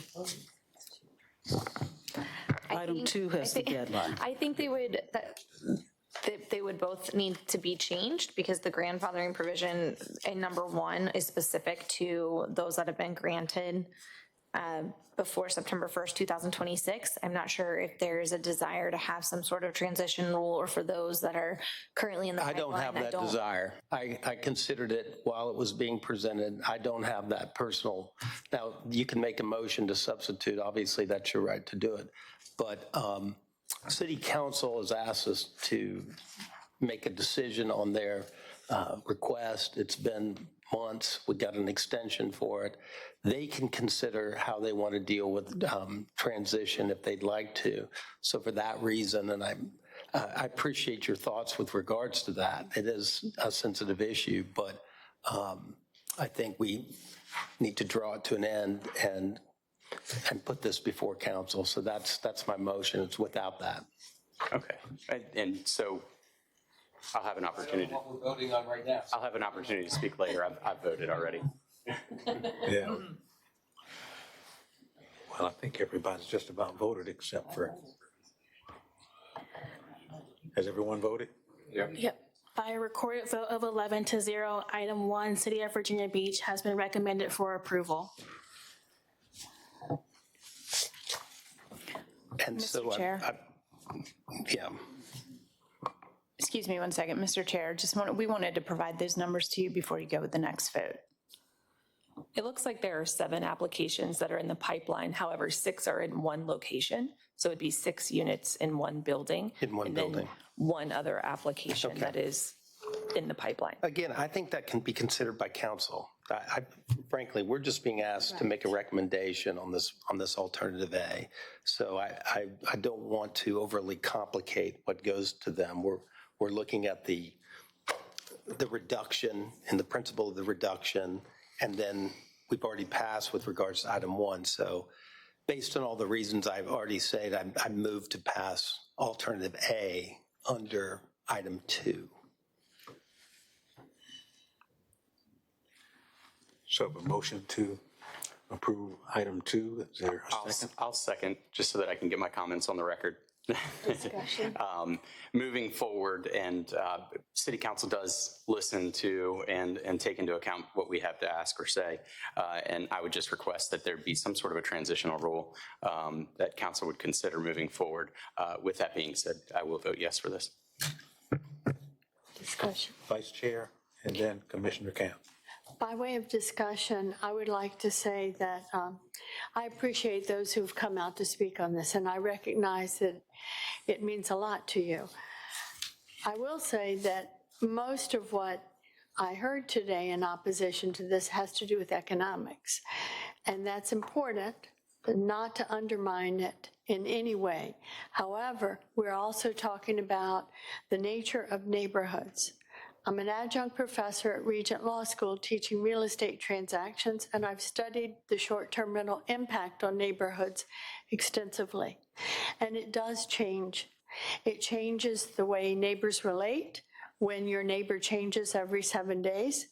It changes the way trash pickup happens and the way traffic and parking matter when People pull up on lawns to unload chairs and coolers. And I appreciate that Ms. Sabo told us that the licensure, the permitting has come into compliance largely, but that doesn't mean that all of the enforcement of the regulations and being a good neighbor have come into compliance. Just because they're licensed doesn't mean they're good neighbors. So you can still have a lot of problems, a lot of parties, a lot of issues. Plus, the economics are clear that when you start leasing weekly, the value of the property goes up because now you're valuing the property based on the revenue it brings and not as a residence.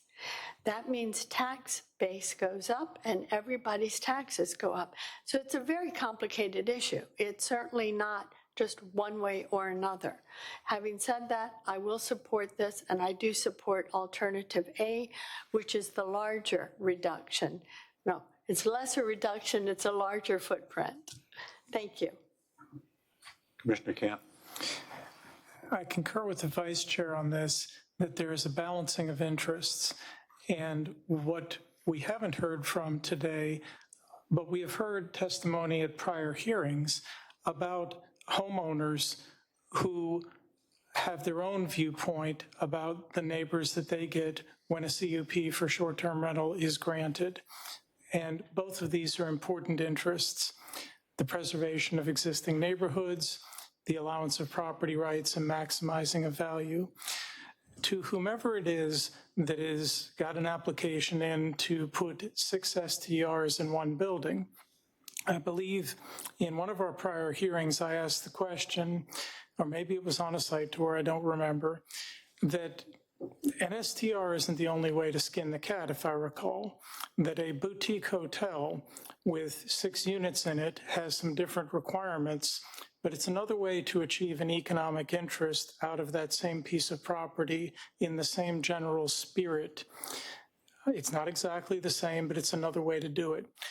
I am not trying to create a loophole here, but I'm just pointing out if you have one already in the pipeline, it doesn't mean that you are entirely foreclosed from all of your options. There are conversations to be had there in addition to those that Commissioner Plumlee has recommended. Thank you. Any further discussion? I believe we've already voted. The vote is open.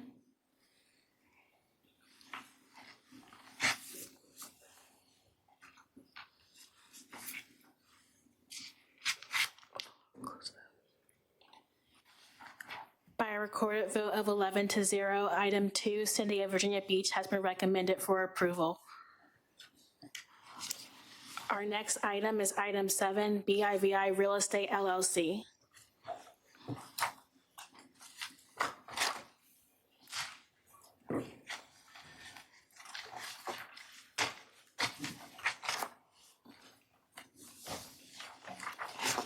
Is there anyone here to represent item 7?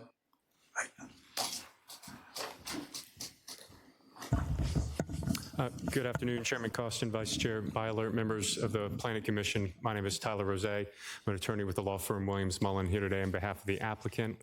I want to thank staff for their hard work on the application, and we appreciate the recommendation of approval this afternoon.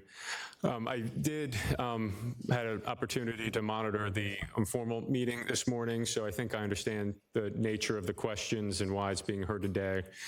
So I wanted just to take those in turn as I understand the scope of the questions.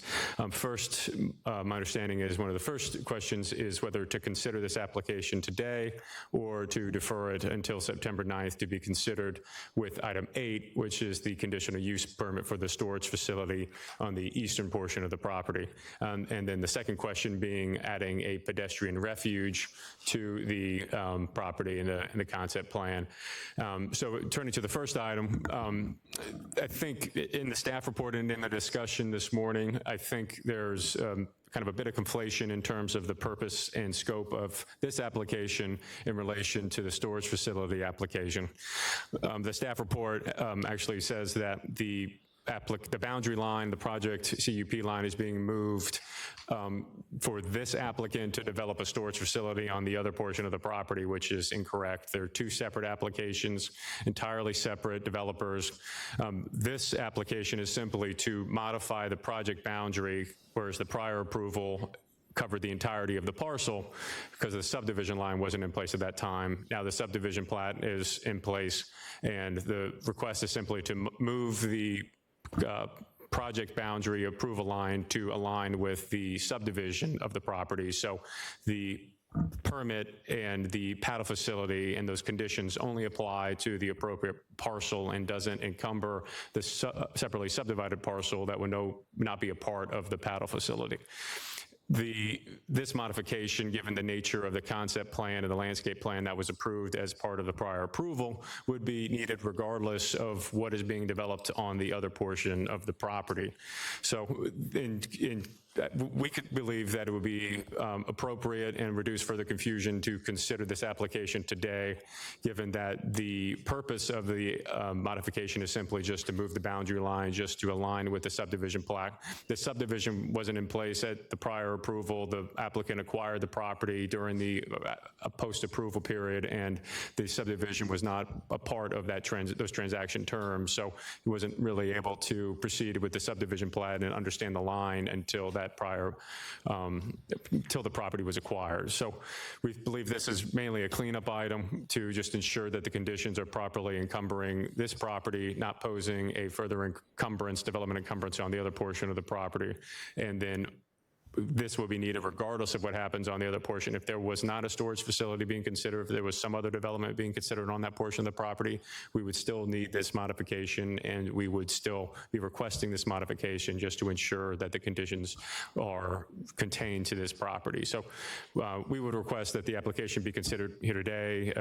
We would request a recommendation of approval, and then that would allow for separate consideration and full consideration of the storage facility, CUP, even in discussions with the community, and we're going to have to continue those discussions with the community related to the storage facility. There weren't any objections to the modification once you explained what was going on. They're very excited about the paddle facility, excited about the an opportunity to have a new athletic facility there. They believe that would be an additive use to that area in the community, but there is a bit of a conflation between the two applications, and even though it wasn't our intent to defer to separate the applications, we think it would be beneficial at this point to allow for separate consideration so we can fully have the issues associated with the storage facility and the public opposition be considered and not have this confuse those matters as well. So that's kind of the nature and the scope of the application. That's why we would request consideration today, not deferring it, having a recommendation of approval. And then on the second item, the pedestrian refuge, I believe Commissioner Camp raised that. And so we discussed with the project engineer. He actually is here today as well, but we find that agreeable. We would be happy to do that. We were trying to clarify the actual location. We think it's on the right side of the entrance of the driveway, that little grass area. So maybe just take a piece of the landscaping there. But yeah, totally acceptable to us. So we'd be happy to entertain a condition or however that needs to be documented. Yeah, appreciate your time this afternoon. Happy to stand by for any questions. The proposed conditions are acceptable, and thank you for your consideration. Before we move to the commission, are there any other speakers on this item? We have one speaker, Jackie L. Schilberg. Jackie L. Schilberg. Okay. There are no other speakers. Okay. Commissioners? I have a question for the applicant. And I did want to see if anyone showed up to speak, because two applications coming in together, there's a sense that they're joined together. I don't see that, but I want to make clear, this removes the restaurant from the plan on the paddle facility. Is that correct? Correct. That's what this modification does. Correct. Yeah, it effectively takes the boundary line from the far the entire parcel moves it just to the paddle facility. During the original approval, when the application was submitted, it was obviously for the paddle facility, the rehabilitation of the beach cinema site. In discussing from an engineering standpoint and a use impact, there was some questions about how the site would fit together with a use on the other side of the parcel. We had always discussed and entertained a by right B2 use, but there wasn't, the purchaser at the time had really no idea what they were going to do with that portion of the property. Through those discussions in terms of analyzing traffic and use of the property, given the high nature of traffic related to restaurant, in order to inform the traffic analysis, a restaurant was included on the concept plan. That concept plan made it through to the approval, and that has now basically constituted a development restriction on that portion of the property. So once the property is subdivided, if they wanted to do anything else on that portion of the property, we would need to, one, modify the boundary line as we're doing now, just to ensure that it's on this portion of the property, and then allow for, basically remove that development restriction on that other portion of the property, regardless of a storage facility or anything else. Well, that's what we do. We require a reapproval for doing less. In other words, that's what's recommended is a less intense use. What struck me initially was, why would the applicant want this? Because then now you're cutting off all this parking, available parking for uses, so you're limiting yourself to the uses for that site, and I'm fine with that. I don't have any philosophical objection to that. I just wanted to make sure that that was understood, because this doesn't mean anything gets granted next month or months after that. It's simply being a request to remove that restaurant and have this subdivision. That's all we're looking at. Correct. Yeah, it's effectively just moving the concept plan line to the subdivision line, which reduces the footprint, and then the restaurant building associated with that part of the concept plan, since that would not be part of the project parcel. Thank you. Commissioner Camp, then Vice Chair. I think you may have answered the question, but indulge me a moment just to clarify. If we can come back to the site plan, please. The boundary line that is being drawn here bisects the driveway, so that what I might call the entrance is on the parcel in question here, and the exit is over on the other side, the item that's being deferred today. Is that correct? Correct. Yeah, the exit is on the other portion of the property. Yeah, the to be subdivided portion of the property, the eastern portion of the property. Okay. So I guess my question is, I have no further questions for the applicant, but I have a quick question for staff following up on that. If anyone else has a question for the applicant, I'll yield. No. Well, but what occurred to me on that was there would be an easement. It's the common owner, so it wouldn't be an entrance-exit issue.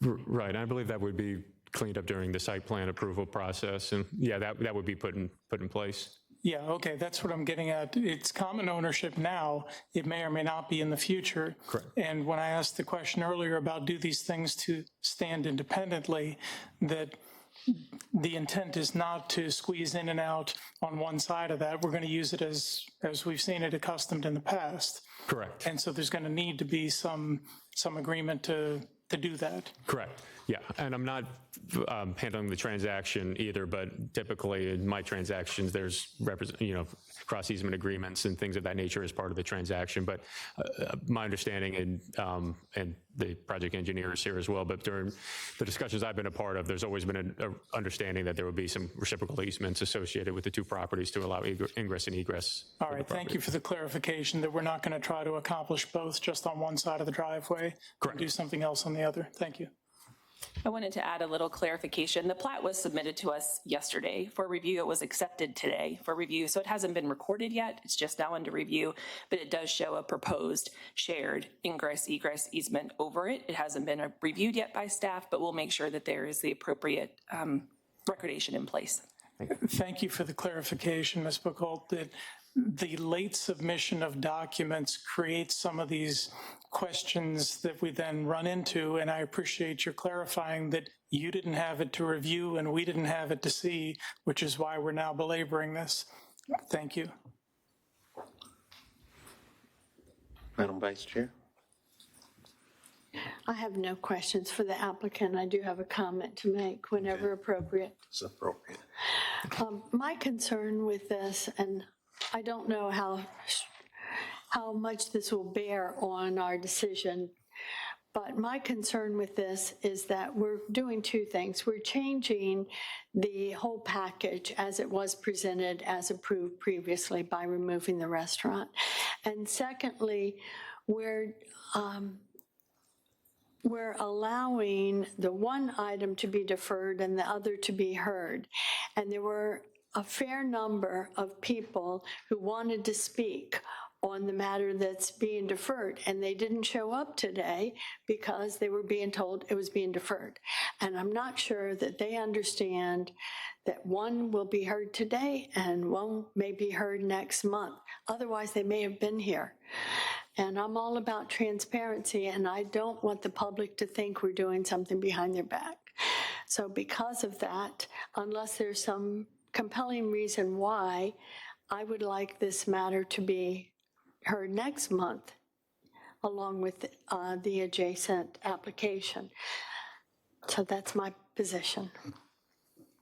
Can we hear from the applicant regarding that interest?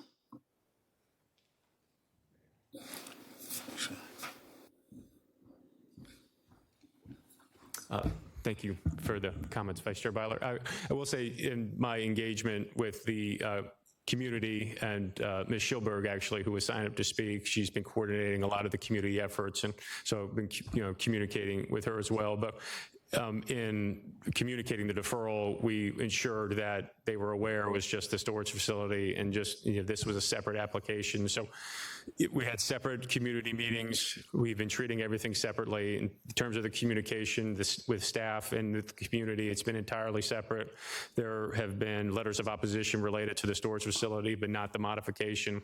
So we've done everything that we can to ensure that they understand there's a distinction, and in my communication there is an understanding that the one would be deferred while they're being treated separately, and one will be deferred and this one will be considered today. So we've done everything we can to ensure that they are separate, everyone understands they're separate, and that they were made aware in terms of the deferral today would be for one and not the other. So obviously want to make sure we weren't inconveniencing anyone, but I would just add that for your consideration that I think we've done as much outreach as we can to understand, to drive home the point that these would be considered separately. I would just add that for your consideration.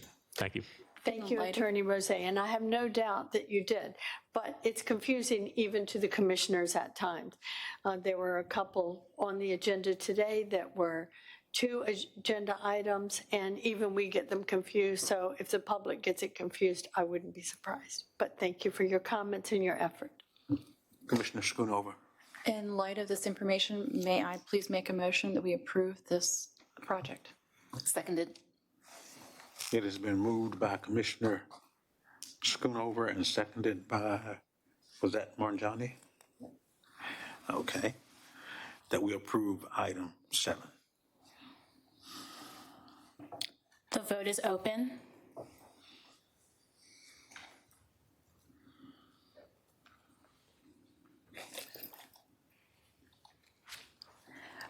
By a recorded vote of 11-0, item 7, BIVI Real Estate LLC has been recommended for approval. Our final item is item 17, Pamela Hinton, Tiny Root Learning Center LLC. Mr. Chair, I'm abstaining from this item. It is the last item on our agenda. Is there any other business that we anticipate? This is the last item, she said. Okay.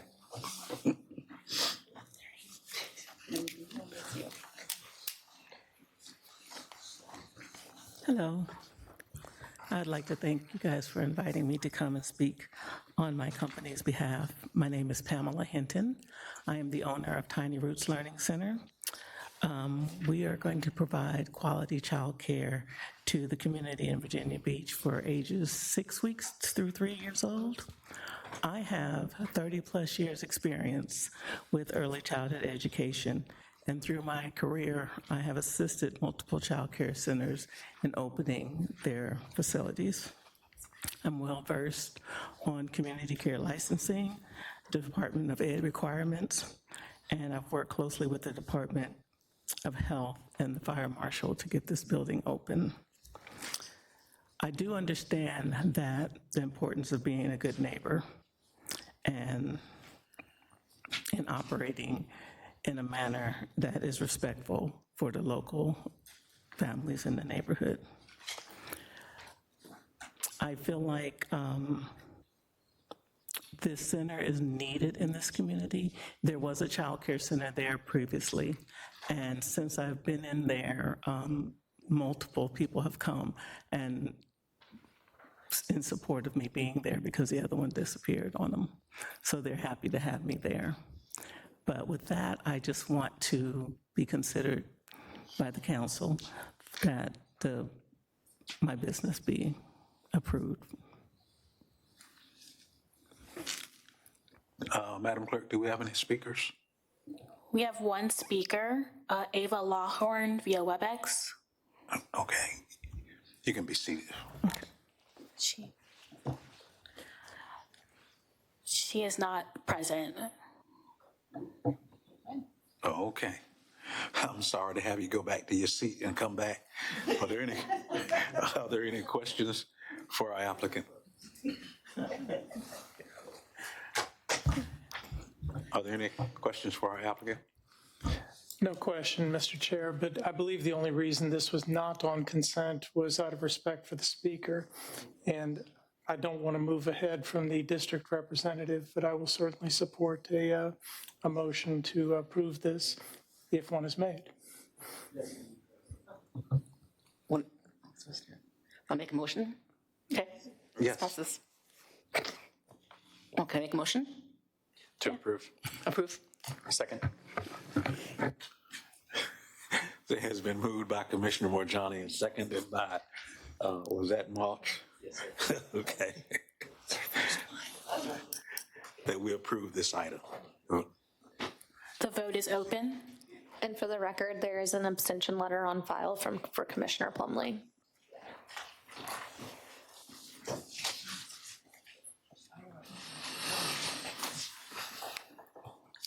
By a recorded vote of 10-0 with one abstention from Commissioner Plumlee, item 17, Pamela Hinton Tiny Root Learning Center LLC has been recommended for approval.